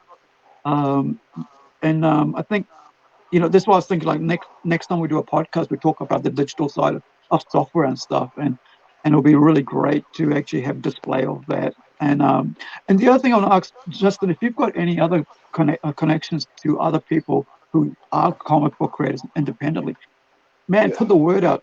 We'd love to talk with them. I'm sure Shane knows more people. We do this every 2 weeks because that means it allows us to have a real good conversation, have a rest in between, and we're not rushing anything, and really get to know people. I've definitely spoken to a couple of people that I know. Yeah. Because we've already spoken to Ryan, so but he's a good guy to talk to. I think I think this is the best way to do things for us to connect to our community, especially independent creators. Shen, do you want to say anything before we close off here? Not really. I'd just like to do some self promo. Halfway through the second issue of Wastelands. Awesome. So hopefully within the you next got some artwork 2 months. In front of you? Pardon? Do you have any artwork to show off? There you go. Bring it up. Yep. Traditional. More to your right. More to your right. More to your right. Way. Or is it your left? I can't tell. Yeah, there you go. Awesome. Got a few pages. That's cool, man. Actually, hold on. Go back. I'll do single. I'll put you on solo. Show us again so it's bigger. There you go. There we go. That's better. Sorry, my bad.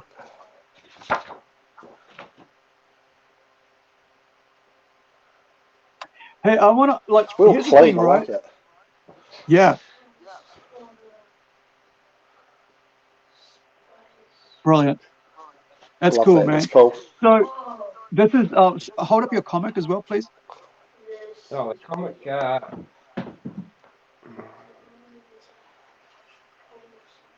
you go. So they can buy that directly through you or from out of Evans, or is it they can buy them and also at Heroes for Sale in Auckland, right? Heroes for Sale has a few copies. There's Ride on Sound in Christchurch. Pop Weasel has a couple of copies. And yes, you can buy them from me. Obviously, that's easy.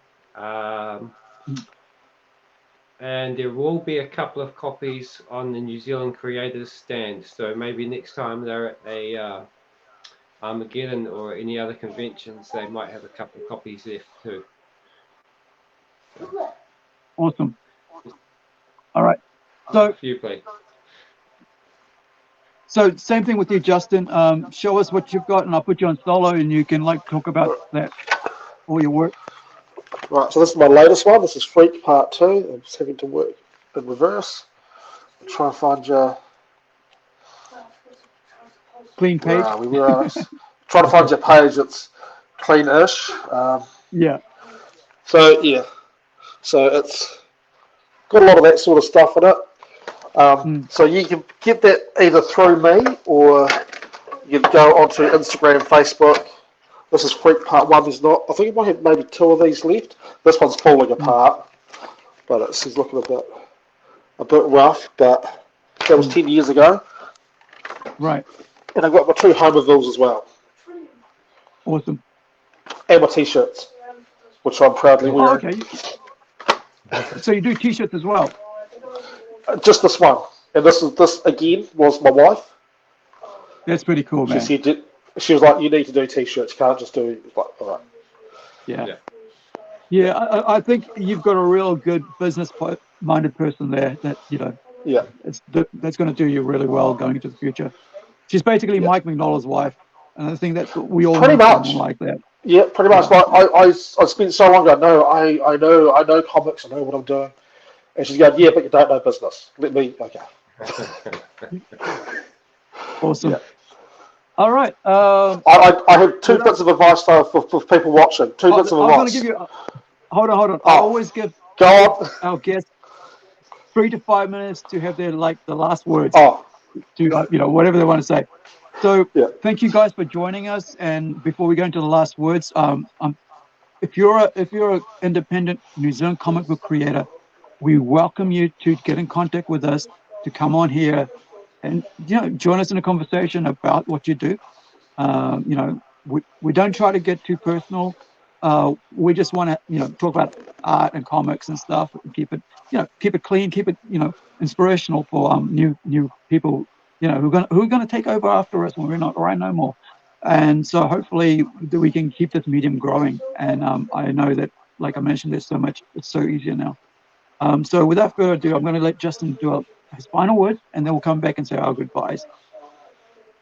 Right. 2 bits of advice. So the one bit of advice that I got from Dan Slott when I went to Armageddon 10 years ago, he said, write what you want read. So if zombies are popular right now, but you hate zombies, don't do zombies. Do what you want to read. Number 2, if you're already doing comics, if you're getting started, you don't know what to do and you're struggling, the first 10 pages are the hardest. Get past the first 10 pages and you're sweet. That's my advice. Done.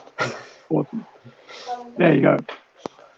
That's good. That's awesome advice. And I think, it's hard to just start, and the other thing I found, right, and for me that's been really difficult and challenging is that, well, there's so much already out there. What can I add Yeah, to it, right? yeah, What can I add to it? There's so many comics. There's millions. There's been 80 yeah, years of frigging comics out there. What is going to be different about what I do? And I think what is different about what you're going to do is your own voice to it. your You know, voice. Yeah, whatever story you're going to tell is going to be your story, and just do it. I think just forget about all the negative thing that comes in your head about, well, it's everybody's already doing it. How can I compete? It is a struggle to get past that, like the first 10 pages, right? But you got to do it, man, because it's never been an easier time to do comics than now. yeah, And I want to see a very, very healthy comic book creative community in New Zealand. That's been my thing. yeah, I mean, I've been trying to promote pop culture creatives for about yeah, maybe since 2009, you know, yeah, doing blogs, doing interviews, doing video blogs. And I think, you know, this is just another part of that. And so if you want to come on, I welcome you. Just DM us on Plunge Enterprises Facebook page, or it's Plunge Convention page on Facebook. Get in touch with Shane on Art of Evans or Make Comics New Zealand NZ page, sorry, or even get in contact with Jason Lenny down in Christchurch. You know, yeah. He's a good guy to talk to. from NZ Comics, or New Zealand Comics, and just connect with us, right? Because we are, like I said, we only do this every second week of month, so twice a month we do this, and so we just want to help you get your work out there, and hopefully you connect with us and, you know, decide to what Shane suggested. Send work to us, your comics to us. We'll have a Plunge table for that, and work out whatever else afterwards. But or get in contact with me. It's not too hard. I'm not as bad as people might think, but we're out here trying to encourage more people to do comic books. And have fun, guys. Have a good day. Anything else, guys, before we depart? Yeah. No, just get out there and do it. Oh, Sorry? It's Justin's birthday. yeah, I was kind of Happy hoping it slip birthday, under the Justin. radar. Thank you. Happy 42nd birthday. Answer to everything, 42. 42. Awesome. All right, guys. Ka kite anō. Wherever you are, be well, be safe. And from us at PlungeCast, myself and Shane, my co-host, thank you for joining us. There is also our PlungeCast page on YouTube, on our channel there. There's about over 60 videos over that's part of the last 4 or 5 years we've been in a Plunge convention. There's videos with with Mayor talking about art and community. We've got interviews with so many people, artists, writers, comic book people. Bill Gerards is there from Armageddon. We had a really cool interview with him last year about Armageddon and the importance of that for our community and stuff. And it's a really good interview to watch. And also last time we had Ryan. We've had people from Australia. We've had people from Fiji. So there's a lot of interesting comic book creators from all over the world. The people from America. So check it out on PlungeCast on YouTube, but also Plunge Convention on Facebook is our page for all this. So we promote. Not promote. That's where we go live at. So send us questions, and we'll try to answer as much as possible. Thank you for joining us. Ka kite anō. Thanks, Shane, my co-host, and thanks, Justin, for jumping in and Thanks for coming to having us. me. And like I said, let people know we're doing this, and we'll welcome anybody from New Zealand to come, or over the world, to come and join us. All right. Ka kite anō. Thank you again. See you all. Yeah. See ya.